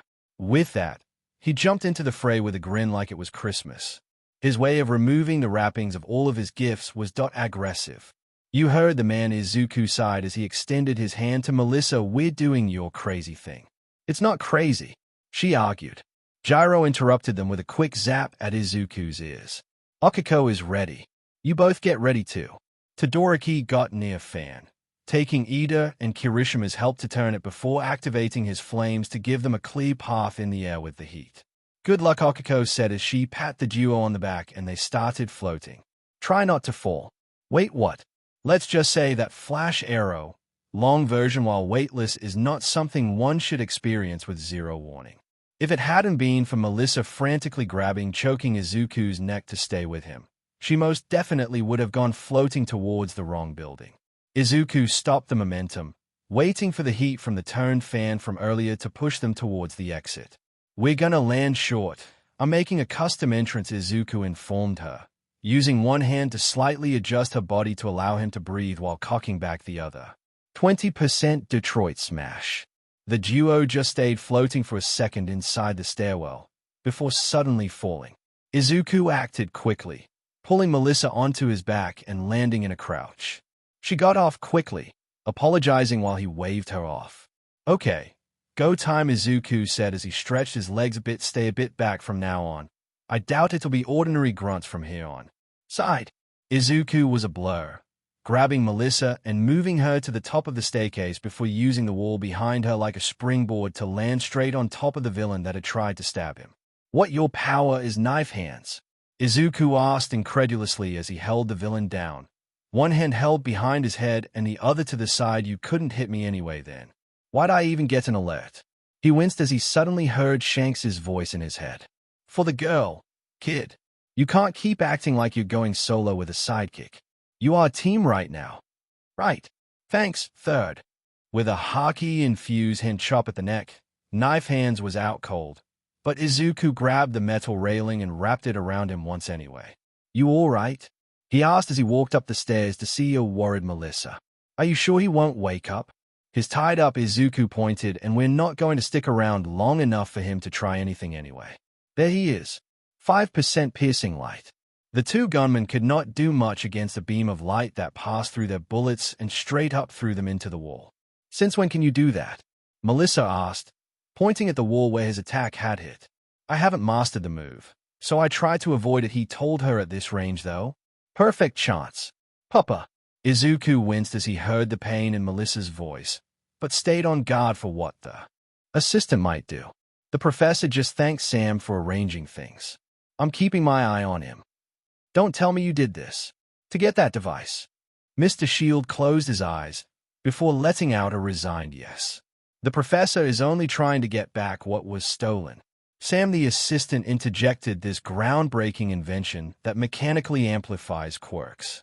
And unlike toxins, it does not have any adverse effect. But the investors took it from us, all because it could change the structure of superhuman society. Multiple nations pressured him to put an end to it. The papa I know would never do that. Melissa shouted, tell me it's a lie. Please, tell me this is all a lie. But it's not a lie. The professor's hoarse voice cut through her rambling, stopping her in her tracks. But why? She finally let out. It is for All Might, David said resolutely. His quirk is disappearing, but the symbol of peace can regain his light. Then you don't know All Might at all. Izuku shouted, finally interrupting the father-daughter conversation. You think he'll use that? No. What do you know about him? Shield yelled back. It matters not what happens to me. I cannot allow the world to be in the darkness All Might's absence will bring. You think he didn't think of that? Izuku growled. All Might is the one who knows what his fading will do to the world the most. That's why he's training us, to be the new pillars that will hold up the world he made. What do you think Izuku and the rest of his classmates have gone through to rescue the hostages? Melissa shrieked, holding her hands in front of her chest like it was physically hurting her to see her father like this. Even now, they are fighting. That makes no sense. The professor's brows furrowed. The villains are fake. It was supposed to have been an act. Of course it was an act. Izuku was the only one not surprised by the emergence of the leader of the villain group, wearing the same metal mask he'd seen earlier at the party. An act to pretend being fake villains, the man declared. The act ends here. Izuku yelled as he launched himself forward with 30% flow state already active, passing through railings that had tried to grab him and clocking the man straight to the lower jaw. He could only stare at Izuku in astonishment as he was sent flying, his lackey not far behind as Izuku kicked him into the wall. The case. Izuku turned back to see Sam steal the case from the stunned professor and Melissa rushing over to those two. 1% piercing light. Izuku's laser-like move hit Sam's hand, causing the man to wail and grab the hurt hand with his other while the case clattered to the ground. Get in the air. Izuku leapt, going high enough to land upside down on the roof, just fast enough to dodge the two giant columns made of the wool that would have crushed him. Metal manipulation, he mused as he ran around on the roof, dodging crushing blows that wouldn't leave him unscathed if they hit.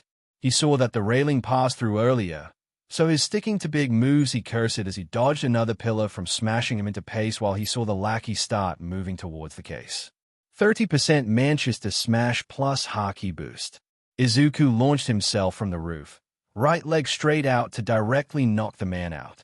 He glanced at Melissa before turning to Wolfram. You're not getting that booster, he said firmly, right hand making a finger gun charge with 10% piercing light. I have no problems with breaking it if you make a move. Wolfram froze before trying to placate Izuku.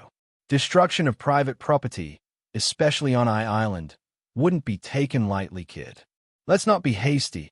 I'm sure we can figure something out. I won't change the plan, Izuku said, glancing at Melissa in hopes she would get what he meant. No change in plan. Go disable the security system. She stayed at him for a second before nodding and running out of the room with no attempts from Wolfram. Izuku increased the light output from his right hand, showing that he wasn't bluffing. Let the professor and his assistant leave. Whoever wins our fight after that keeps the case. Agreed? Wolfram stared at the pudgy man and Mr. Shield, thinking. Punch from behind. Izuku didn't flinch as Sam of all people tried to punch him and passed through with a stumble. Izuku frowned, grabbing the man's wrist with his left hand and using his own momentum to spin him around and trip him onto the ground. I'm trying to save your life here, Izuku said, so why are you trying to hit me?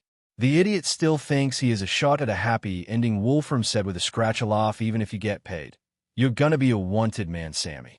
Shield will probably get a slap on the wrist, but you colluded with actual villains, so you're not getting off that easy. While the man on the ground paled, Izuku looked back at Wolfram. You sure you want to save him? Wolfram asked while idly scratching his head with the tip of his gun. Izuku sighed. I am a hero. Have to save everyone, even if they're stupid. Anyway, deal or no deal. Fatty can go right now. Wolfram nodded. Shield leaves after handing me the case. Izuku glanced at Mr. Shield, who looked like he was going to vomit. As Sam scrambled his way to the exit, Izuku had a quick conversation with the professor. You don't mind if I break that thing, right? As long as it's out of the villain's hands. Shield nodded as the lights flickered once. That was the signal. All Might and the rest will be free now. He'll probably take you as a hostage, though. All Might is free now. But do you trust me to save you? David looked at Izuku, determined. It's what I deserve for all this. But I'll believe in my rescue. You are his student after all. With that, he picked up the case and walked to Wolfram, handing the villain the case before making way to the exit. Not so fast, Mr. Shield. Wolfram's gun was pointed straight at Shield's head. Izuku acted quickly, clapping his hands together and shooting a 10% piercing light blast. To his surprise, the attack was blocked by the very ground rising up. When it lowered, Wolfram had the professor by the neck, gun now pointing at his back, right at his heart. None of that, he snapped at Izuku. The professor's coming with me. Since you stepped into evil, I'm sure you won't mind making a bunch of these, right? The last part was directed at David's Shield, but Izuku answered for him. You do get that the security systems are probably down by now, right? A bunch of pros, including All Might, are on their way. You're not making it out, so why make such a dumb move? Front, left, top plus bottom. Izuku was a blur, rushing back before lashing out with a kick to his left to break the pillar that would have crushed him. As he did that, though, two more giant constructs appeared, one shifting the floor beneath him and one falling from straight above him. He threw out a punch with the full gauntlet, completely destroying the top one with the force of a 70% smash, while the shockwave destroyed enough of the bottom one for him to roll out of being crushed. But the professor and Wolfram were gone. He cursed, running into the tunnel to get to the roof before the metal manipulator managed to get out of their grasp. You really came to save a criminal. Wolfram's voice rang out as the man slammed his fist on the ground to unleash a barrage of pillars at Izuku. Izuku closed his eyes and took a deep breath. All attacks dodge, so he tries sandwiching me with an attack when I'm midair, then tries leaving on the helicopter. I jump and grab, but he shoots the professor in the shoulder and then shakes me off by spinning the chopper, leaving me in a crater. To change this unpleasant future that Izuku had seen, all he would need to do was bow straight through rather than waste time dodging. So, he ran straight forward, going 45% flow state through his whole body and putting his hands in an X shape in front of his body. Wolfram swore, slamming both hands on the ground again and again to throw pillars and spikes at Izuku, but he just ran through all of them like they were nothing. Finally, when he was close enough, he swung with his right hand, releasing a gust of wind that sent the helicopter's fan spinning in the wrong direction. That should buy some time. Wolfram yelled something, firing magazines worth of bullets at Izuku that just passed through before smirking as he pointed his gun at the professor and let out a warning. Izuku grit his teeth. Sorry, Professor, but he won't risk killing you. You said you deserved the pain earlier, so I hope you can handle a shot on the shoulder. Izuku didn't hesitate, sending out a 10% piercing light at Wolfram's gun to send it out of the slowly rising helicopter despite his threats. It wasn't fast enough to stop him from pulling the trigger, though. And just as Izuku had seen, it hit David Shield's shoulder, putting him in a world of pain but sure to not leave any lasting damage. Flash arrow, hockey enhanced. Izuku was a blur of light and black lightning as he shot through the helicopter, Professor safe in his arms as he landed with a thud on the ground near Melissa while the helicopter wobbled slightly while Wolfram roared profanities, either at Izuku or the pilot. I am here. Wolfram wasn't swearing for long after that. In a blur of motion, All Might shot through the helicopter, completely destroying its insides and sending it crashing as he crouched down in front of his student, niece, and friend. Melissa called and told him most of the situation. He said, "Young Midoriya, looks like you saved Dave before I even got here. You just took too long." Izuku laughed. "I figured I might as well let your old bones rest." And then Izuku was sent flying by a giant wall of metal. All Might didn't get a chance to say much either, because he got thrown back by a pillar of his own, while David's shield got wrapped up in a bunch of metal and dragged back towards the wreckage of the helicopter, where metal behemoth was slowly being made.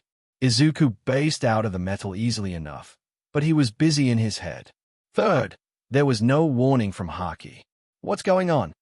You ran out, Shanks said grimly, or more like, your brain can only handle so much prediction.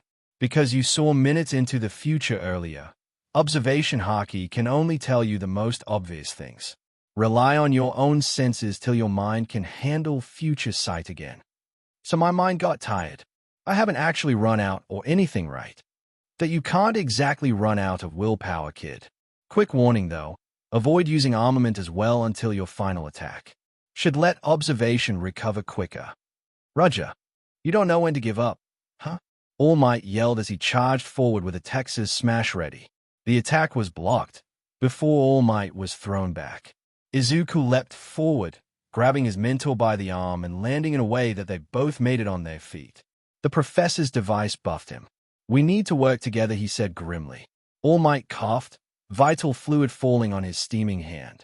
Normally I would tell you to stay back, but this needs to finish quickly, his mentor said as he stood up to his full height. I'm trusting you to keep up. Beacon.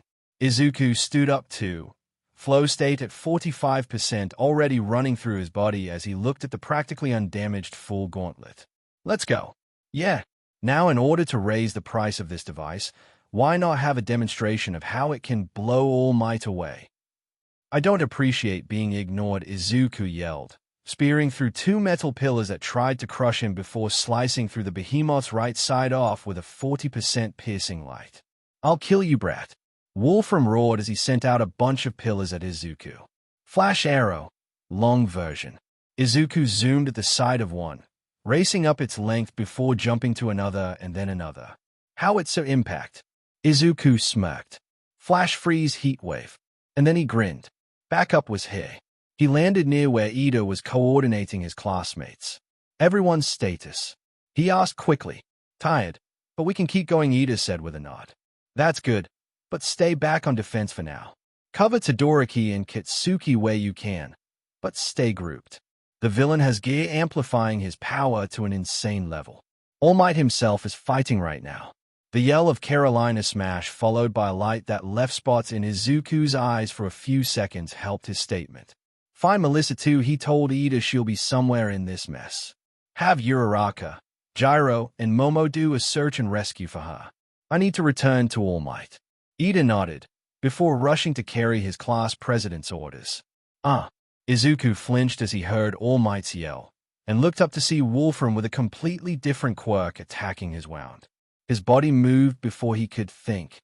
Izuku dashed forward, dodging pillars by going in a zigzag pattern before jumping as hard as he could to deal with the giant cubes which had All Might between them. No time to hold back, he muttered as he was suspended midair for a second 100% Detroit smash. Just before a bunch of spiked could pierce through All Might's prison, Izuku's attack released a shockwave that completely blew away not only the spikes but also All Might. With a yelp of concern, Izuku rushed to fall before him, catching the big man and placing him gently beside him. How many times have you saved me by now? All Might chuckled as he stood up on wobbly legs. We said we'd do this together, but you went solo anyway, Izuku said with a scowl. You were busy coordinating with your classmates, All Might protested. Izuku pinched his brows. Doesn't matter. We're going to need double one for all to end this quickly. Don't think I haven't noticed all the steam. Well then, this time you lead and I follow. All Might declared. Right. You go high. I go low. Izuku dashed forward as All Might jumped up, both going at speeds that could only be described as blaze of motion. Izuku kicked off the falling rubble, bouncing around like a pinball while All Might ran straight, slapping away any attacks that came his way like they were bugs before punching forward so hard the attack literally melted away. In the background, he heard explosions and blasts that let him know that Todoroki and Kitsuki hadn't stopped yet either. The two continued their individual assault till they met back up at a particularly big pillar and ran forward towards the giant cube Wolfram was making. To overcome the crisis before you. With everything we've got. And save people. With a smile on our faces. That is what makes a hero. I'll crush you in the tower. Wolfram roared as he threw the giant cube at them. Double Detroit smash. Both Beacon and All Might swung their fists, the impact stopping the shattering cube's momentum completely. Not yet. Izuku yelled as he channeled all his haki through his fist and into the cube. The cube broke apart like an egg, but their charge didn't stop. Not yet, young man. Yeah, now is the time we go beyond. Plus Ultra. Dave. All Might sighed in relief as his friend opened his eyes. I came to save you, Dave. Thanks. But All Might shook his head. If you want to thank anyone, it should be young Melissa and Beacon. Beacon Hill. Toshinori paused, before chuckling. To me, that boy's already a fully fledged hero. I don't have much to teach someone who acts like a hero on instinct. Dave nodded. I was scared to lose your light. He admitted, but that boy that he told me what your solution was. To create new pillars, that it's not something someone as stuck in the past as me would ever have thought of. Your successor is well on her way too, All Might said as he finished bandaging Dave. That glove she gave young Midoriya allowed him to go all out. David spent a few seconds just looking at the teenagers meeting up at the top of the hill of metal, checking up on one another and congratulating each other for the victory. All I tried to do was maintain the status quo, he chuckled bitterly. I didn't notice the new light already emerging. He glanced at Toshinori. Izuku Midoriya is your successor, isn't he? Toshinori grinned. Inside that boy is the ability to shine as a hero more than anyone.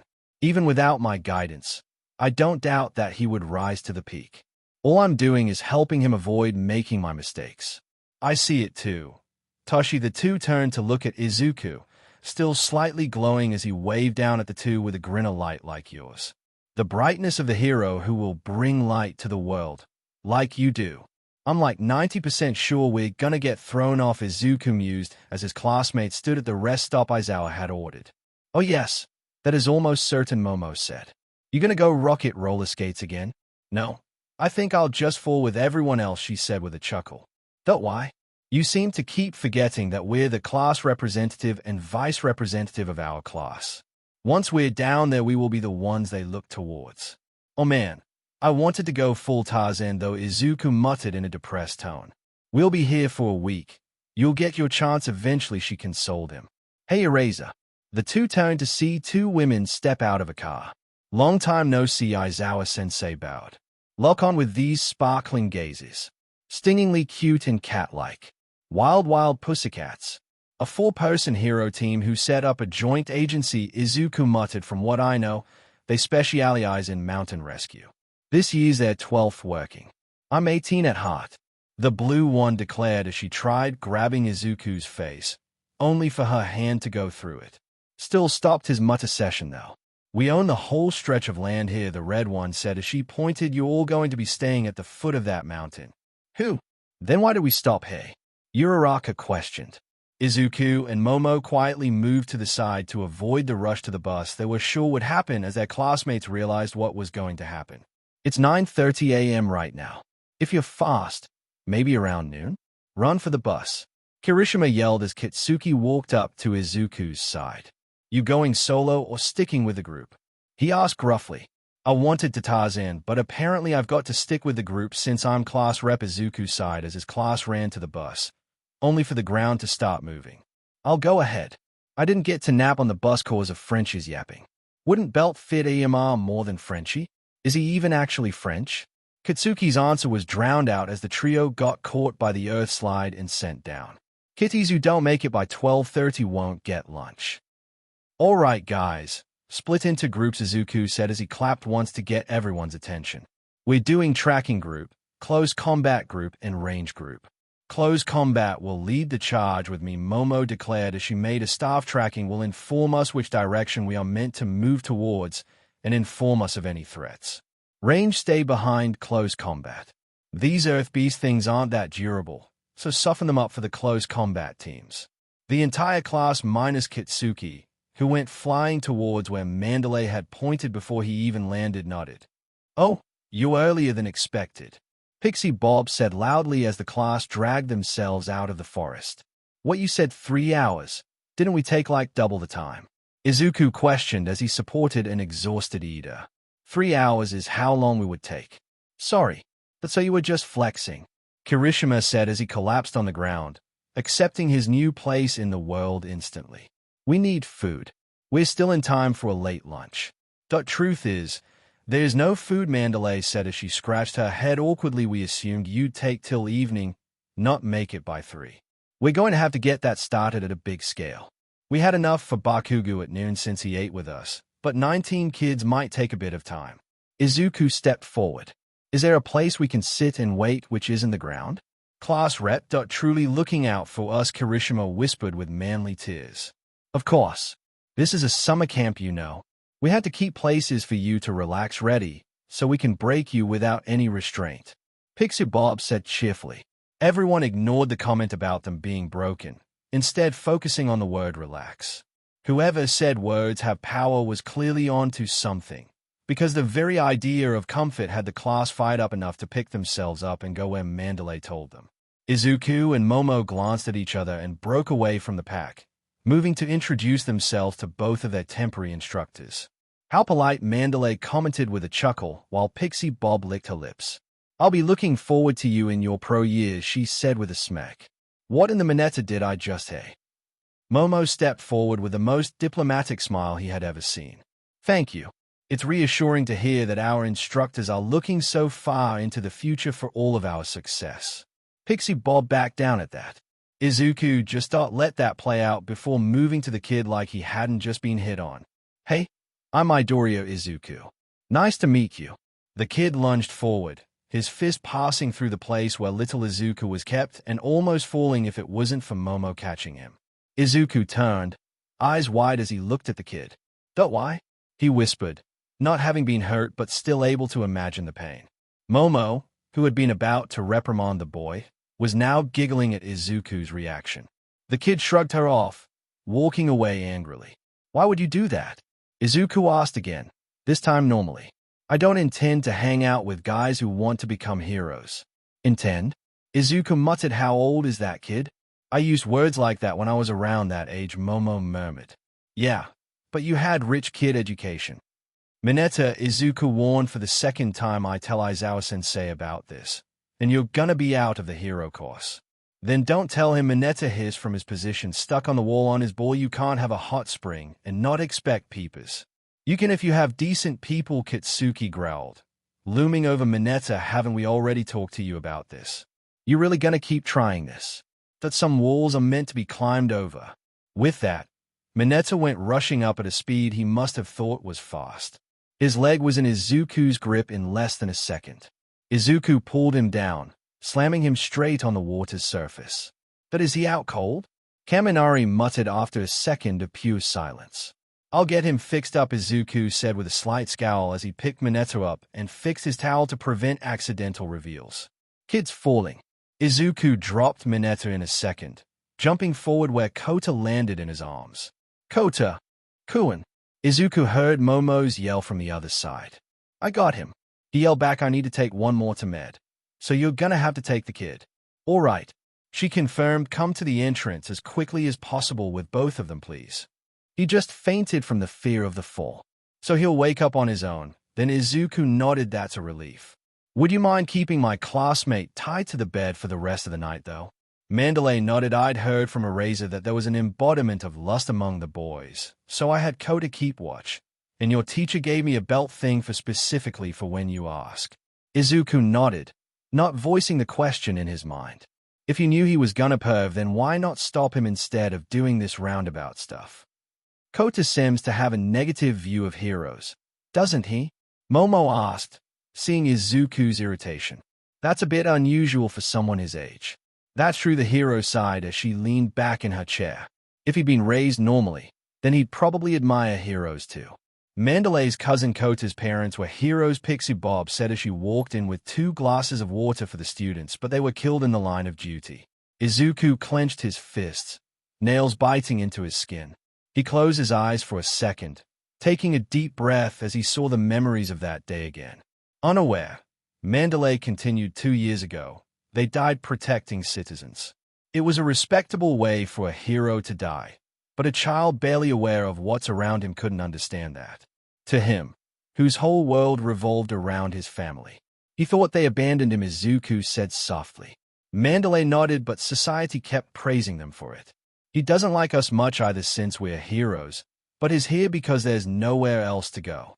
Heroes are people he can't understand, so he finds them unpleasant. Izuku nodded, finally releasing the fist he had made. Thank you for telling us something so personal, Momo said as she looked at Kota's sleeping face.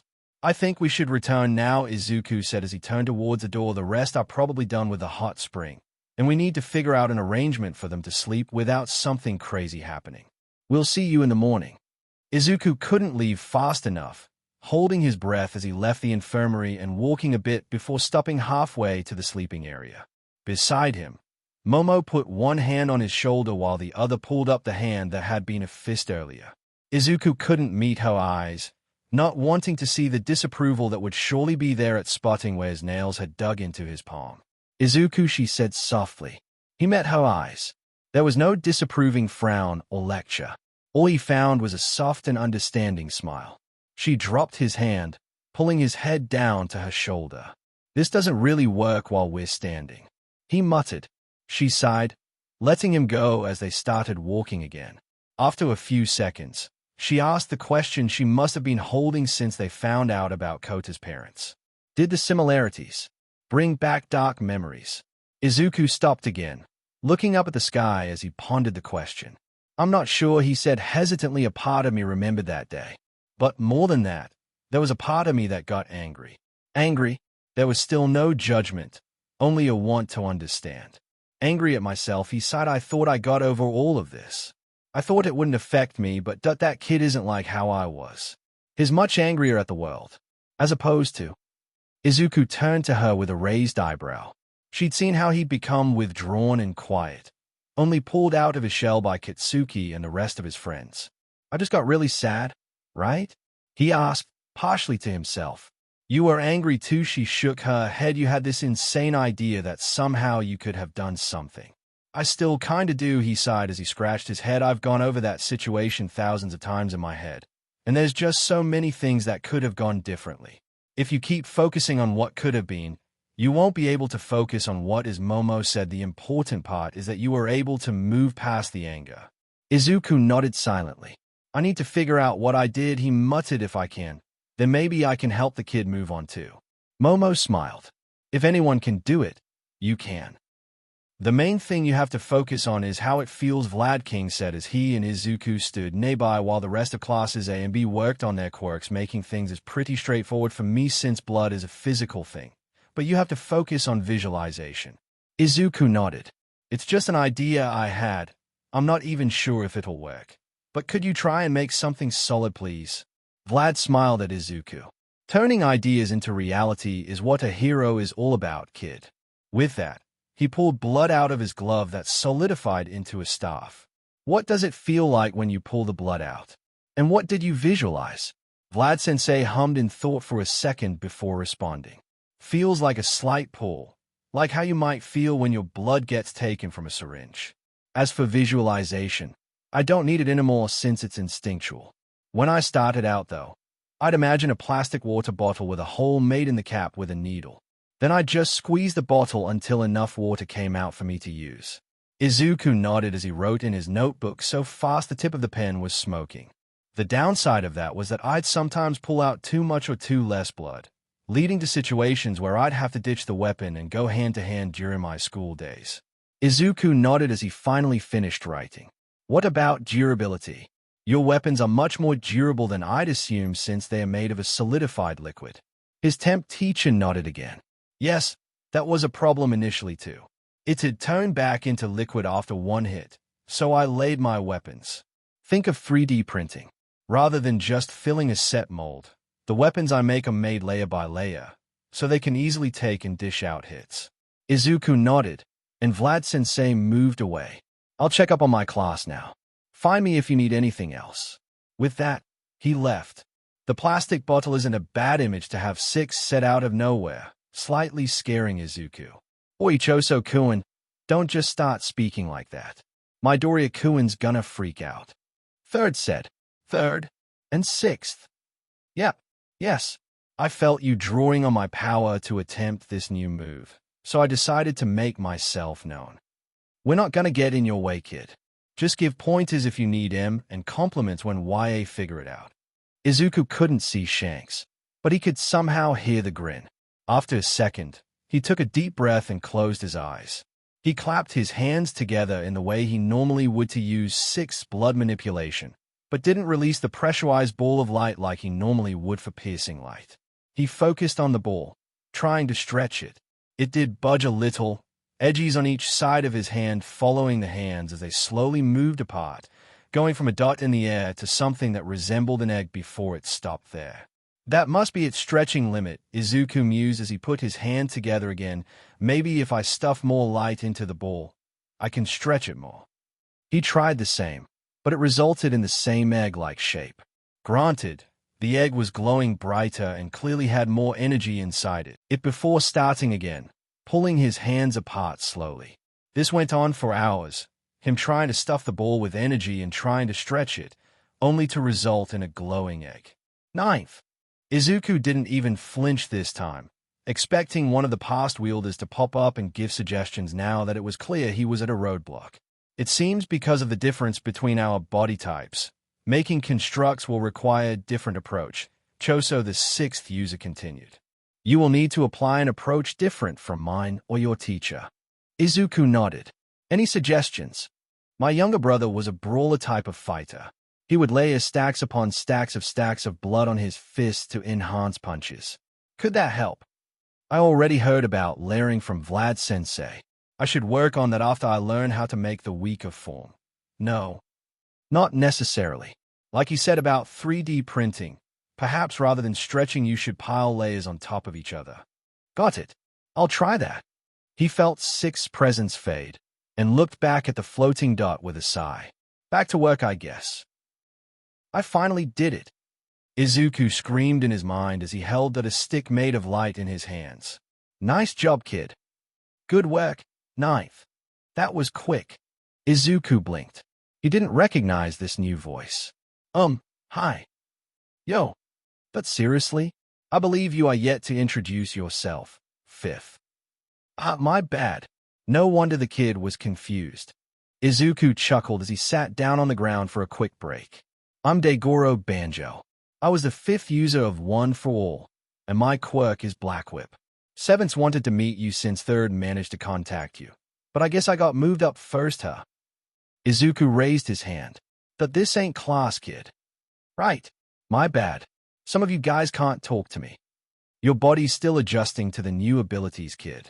These two had a stronger connection since you manifested their quirks, so they could talk willy-nilly. I guess my voice reaching means that either you're about to manifest my quirk, or the connection with One for All itself is strong enough for us vestiges to be able to talk to you one by one.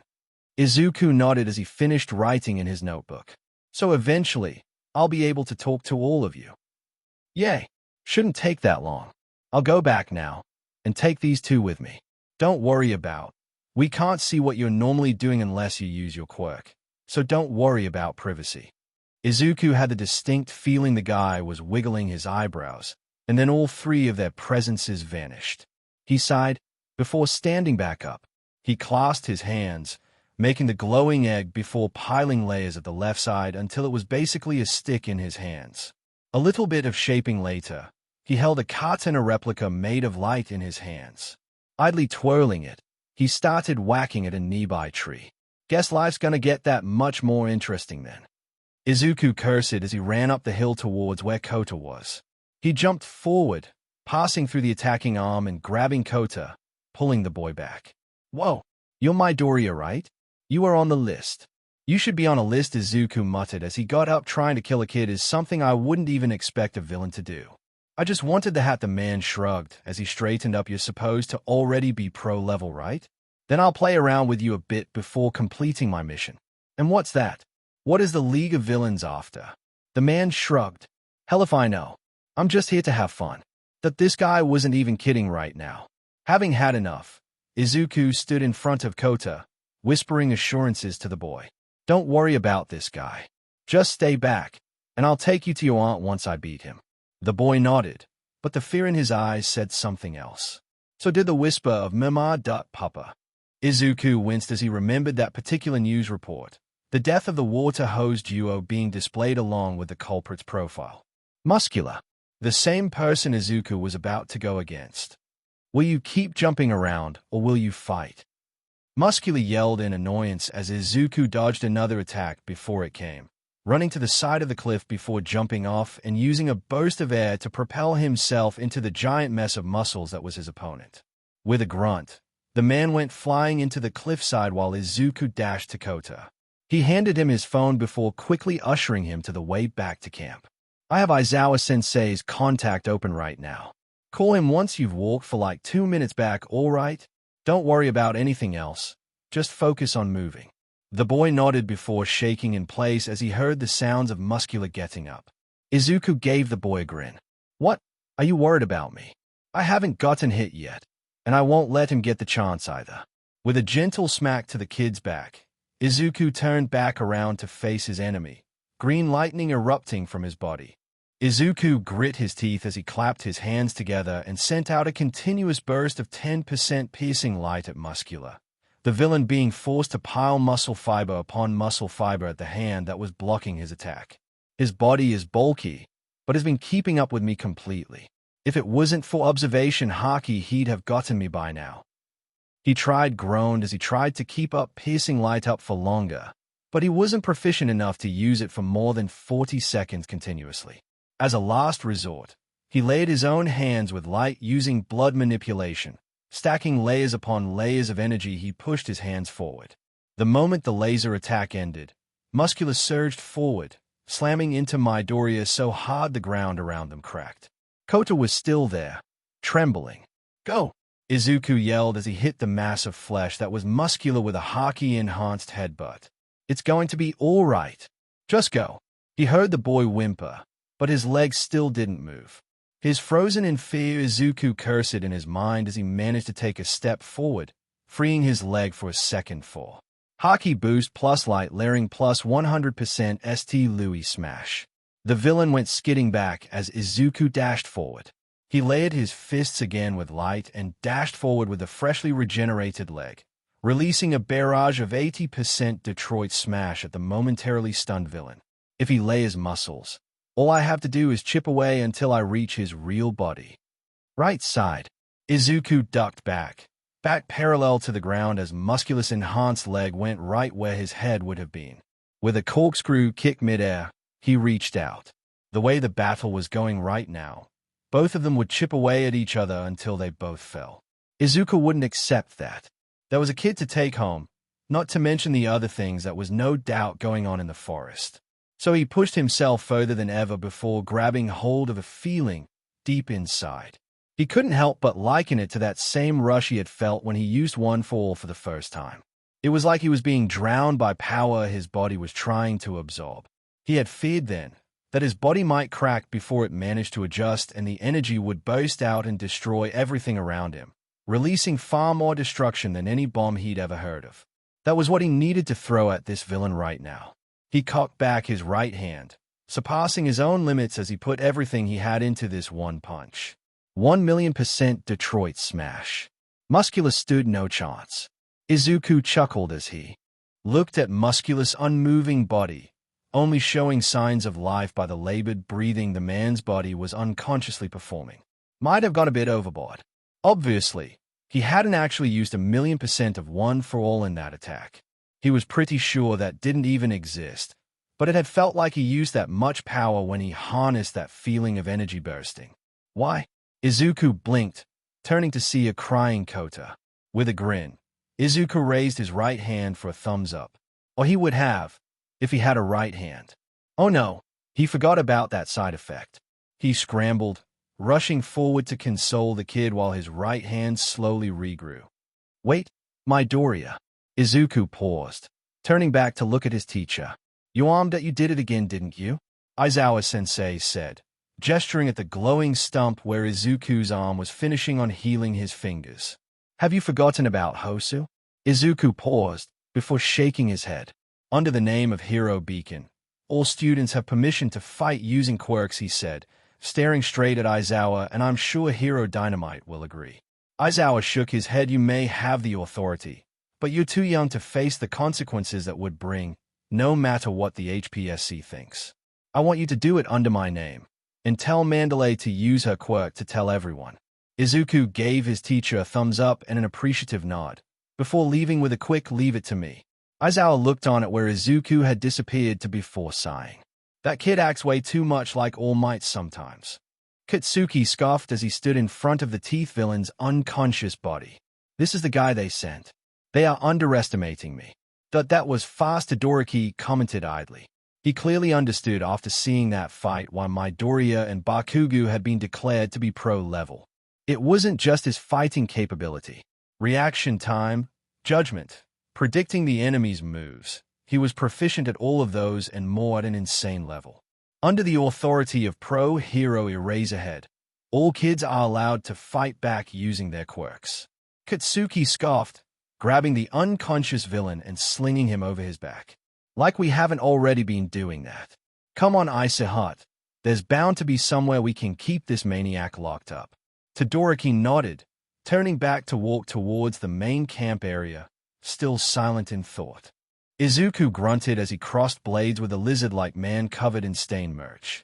I was in the group that defeated Stain, you know, he said, trying to rile up the man as he jumped back to create distance while holding the chipped remnants of the katana he had made.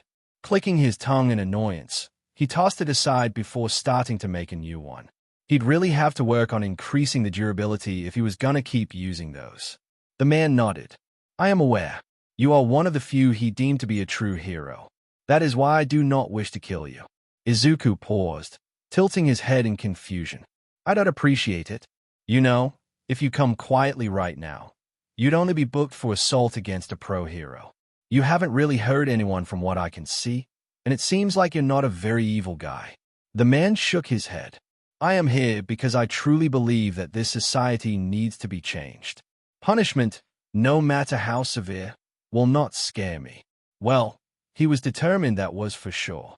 Izuku shrugged, adding a final layer of haki over his light katana, giving it a metallic black color as he slashed the air a couple of times to test out the weight before pointing the tip at the man. I don't really understand, but I'll take that as a no. Mr. What was your name again? I'd call you a nickname, but I feel like that might end up sounding mutantist. The man's eye twitched. I'm Spinner, and I am not stupid enough to think I can beat you. That is why I know you. Haki didn't react, so Izuku didn't even flinch. He did raise an eyebrow. Either you're bluffing or you didn't give your pets enough treats. Either way, good for me. With that, he rushed forward before having to duck under a blast of blue flames. I didn't think one kid could be so troublesome you'd call Nomu to help. A black-haired man drawled as blue flames danced on his arms while a Nomu actually did show up, crashing through the trees to come up beside Spinner. Kid. Taiga abandoned his own fight against the magnetism Gaigal, instead jumping back to stand by Izuku. Mandalay, who had discreetly retrieved the unconscious Pixie Bob earlier, came up beside the larger man, as well as the magnetism villain came to stand by the fire guy. What do we do about the Nomu? Taiga muttered to Izuku, who had the most experience there regarding dealing with a mindless beast. There's not much that can be done other than just beating it. I can't handle it. But can you both handle a 2v3 till then? We wouldn't really be pros if we couldn't, Mandalay said with a wry grin. Razor says that he trusts your judgment, so we'll do the same. Good luck, kid. With that, the three jumped away to dodge a blast of flames before Izuku dashed forward, grabbing the Nomu and dragging it to the other side of the clearing. It screeched, and Izuku felt Haki go wild all of a sudden. He released it from his grip, and not a moment too soon, as its entire body erupted in metallic spikes as a chainsaw erupted from its mouth. It already had some blood on it, which was never a good thing. And what was that black circle at the left side of its back? Front. Izuku blinked. The Nomu hadn't moved yet, so what was that about? His question was answered when what he had assumed to be the night sky moved. Both he and the Nomu looked on as what was now a rampaging dark shadow slowly came towards them. Well, that was convenient. He quickly ran behind the Nomu and kicked it so hard it landed right beside Dark Shadow. The giant bird monster roared before slamming its giant fist again and again at where the Nomu had landed. Poor fella. Izuku dashed forward, jumping from tree to tree as he neared the out-of-control quirk to calm it down. Before he could get there, though, he heard a yell nearby, and turned to see Kitsuki jump up using his explosions before cupping his hands together to release a flashbang so bright it actually felt like morning had come early. Izuku landed near where Kitsuki had caught Tokoami, while Shoji and Todoroki quickly reached them as well. Couldn't have given a warning? Izuku grumbled. You'll want to talk. Izuku sighed, before turning to the other two classmates. Who's the guy with the straitjacket? And then he saw Shoji's stump of an arm. Shoji quickly assured Izuku that much like the green-haired boy, his arms could grow back too. Can't thank you enough, Bakugo Takumi said through pants. Izuku just pat the guy on the shoulder while Kitsuki just grunted. Do we know what they are after? The blonde asked as the group started running together. The one I dealt with was too crazy to question. Mine was just there to fight. He didn't have any info either, Izuku said as they finally broke through the trees to see their two mentors on the back foot against the fire villain, while the magnet guy and Spinner just watched on from their places on the ground. Izuku and Kitsuki moved as one, Kitsuki rushing to meet the black-haired villain in a battle of firepower while Izuku quickly knocked out Spinner and the other one. Todoroki joined them a second later. The villain Kitsuki had taken down thrown on the same pile as the ones Izuku had just taken down. What? You already beat Nomyu? The black-haired man drawled as he stood alone against them now. Behind. Izuku tensed, turning around to see nothing. Still on guard, he extended his senses, feeling nothing but trees until he felt a man standing on one branch high up. He pointed at the branch, releasing a blast of piercing light that was easily dodged considering he had barely added any pressure. The masked man landed beside Darby, giving the group a deep bow. It appears my time in the shadows has come to an end. Behind him, black mist erupted out of nowhere as Kurogiri appeared, followed by a cheerful blonde girl being chased by Uraraka and Tsuyu from the trees. I have already retrieved Nomyu. It was in bad shape, but it can be healed. Please collect the target and return. Kurogiri was as formal as ever. Collect the target. So they have a specific person or object they are after. Todoroki launched a glacier attack that was blasted away almost instantly by the black-haired man. The man didn't even glance at the attack he had blocked, instead saying something into an earpiece in his right ear. Kurogiri moved up, spinning into a portal out of which walked out Tomura Shigaraki, followed by two more Nomyu, one of which had teeth that had an ominous green glow. Weren't you locked up? Izuku yelled in shock as he saw the man walk out in all his hand-covered glory. Oh, that. I killed all the heroes who were there, Shigaraki said with an uncaring shrug before pointing a finger at Izuku. And you're next. Izuku didn't hesitate, upping his flow state to 40% as he made yet another sword out of light. Try it. Hand job. Beside him, Kitsuki tensed, crouching slightly as tiny sparks came out of his palms. A summer day like this is perfect, he muttered with a grin. I warm up quickly. Todoroki stepped up beside them, right arm already ablaze. Tiger walked up beside him, but Mandalay decided to jump back to observe where she could help. That green teeth Nomyu's probably your counter, Kitsuki muttered to Izuku, so I should deal with it, and you go for Shigaraki. I say hot, the other Nomyu's yours. Right. And what about the blue flames guy? I'll hold him off, Tiger said gruffly. He shouldn't be able to hit me easily as long as I stay mid-range and keep dodging. The blonde one is busy for now with those two girls from your class. With the plan set, they all dashed forward. Izuku dashed forward, adding layers on the sword to increase the length. He thrust forward, before bringing it down into a large sweep that Shigaraki effortlessly dodged. The makeshift spear landed heavily on the ground, and Izuku opted to bury it rather than bring it back up, using the momentum of the attack to go into a spin kick with the spear acting as a pivot. Shigaraki cursed as Izuku's legs crashed straight into his raised arms, sending the villain back skidding with a curse. Izuku left the spear behind, clapping his hands together for a quick 5% piercing light that Shigaraki couldn't completely dodge, clipping the man's left arm and breaking through the hands that were attached to it. Izuku walked forward, another sword already forming in his hands. I'll be honest, it's starting to feel like this is personal, he said as he dashed forward, a kick aimed for the stumbling villain's face. Back! Izuku let out a blast of light from his left palm, redirecting him to the side to dodge where a pillar of blue flames had almost clipped him. He glanced there to see Tiger doing weird yoga poses to dodge an increasingly frustrated flame guy. "Eyes on me, brat." Izuku didn't even turn to dodge Shigaraki, spinning on his right leg to kick away the hand that had been about to touch his arm while his sword arm thrust forward, aiming for the man's right palm. The villain managed to pull back his arm, leaving with only a stab wound on the hand. He jumped back with a snarl. "It's personal. It's personal against this whole pathetic society. You, who smile like idiots because that mentor of yours exists." Izuku dashed forward, using light layering on his left hand to increase its damage while the sword in his right hand swung in a wide arc. Shigaraki dodged the swing before catching the fist with speed and agility Izuku hadn't seen from him before. Izuku didn't hesitate to go for the chest, unleashing a devastating Haki-enhanced 45% smash into the man's ribcage to jump back. While Shigaraki went back flying into the trees, Izuku looked at his crumbling left hand, using his sword to quickly cut it off and grow back a new one. "That's cheating," Shigaraki muttered as he walked out of the tree line. "Things should have been different once I graduated from character to player, but you're ruining things for me again." Izuku smirked, using blood manipulation to increase his left hand's speed of regeneration. "That's what I'm here for. Ruin things for villains." They both turned to the side when they heard a villain, and Shigaraki had to step back as the Nomyu with sea prism teeth was thrown at him with an explosion. Behind Izuku, there was a shout of flash freeze heat wave as Todoroki blasted the Nomyu he had been fighting, releasing the same final attack he had against Izuku in the sports festival. Unlike Izuku, though, the Nomyu didn't do very well against it. Shigaraki swore again as he stood back up, left hand grabbing where his right hand had been pierced. Izuku grinned as Kitsuki rushed forward, spinning in the air as he readied his ultimate move.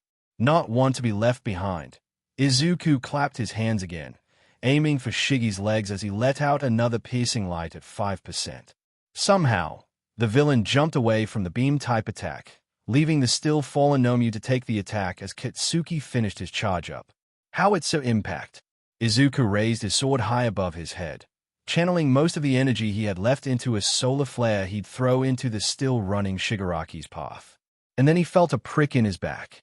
He didn't even get to see the madly grinning girl behind him as he fell on the ground, green knife sticking to his back. So, this was the end of this series. Stay tuned for next part of this series, and if you like this video, don't forget to like, share, and subscribe to our channel. Until next time.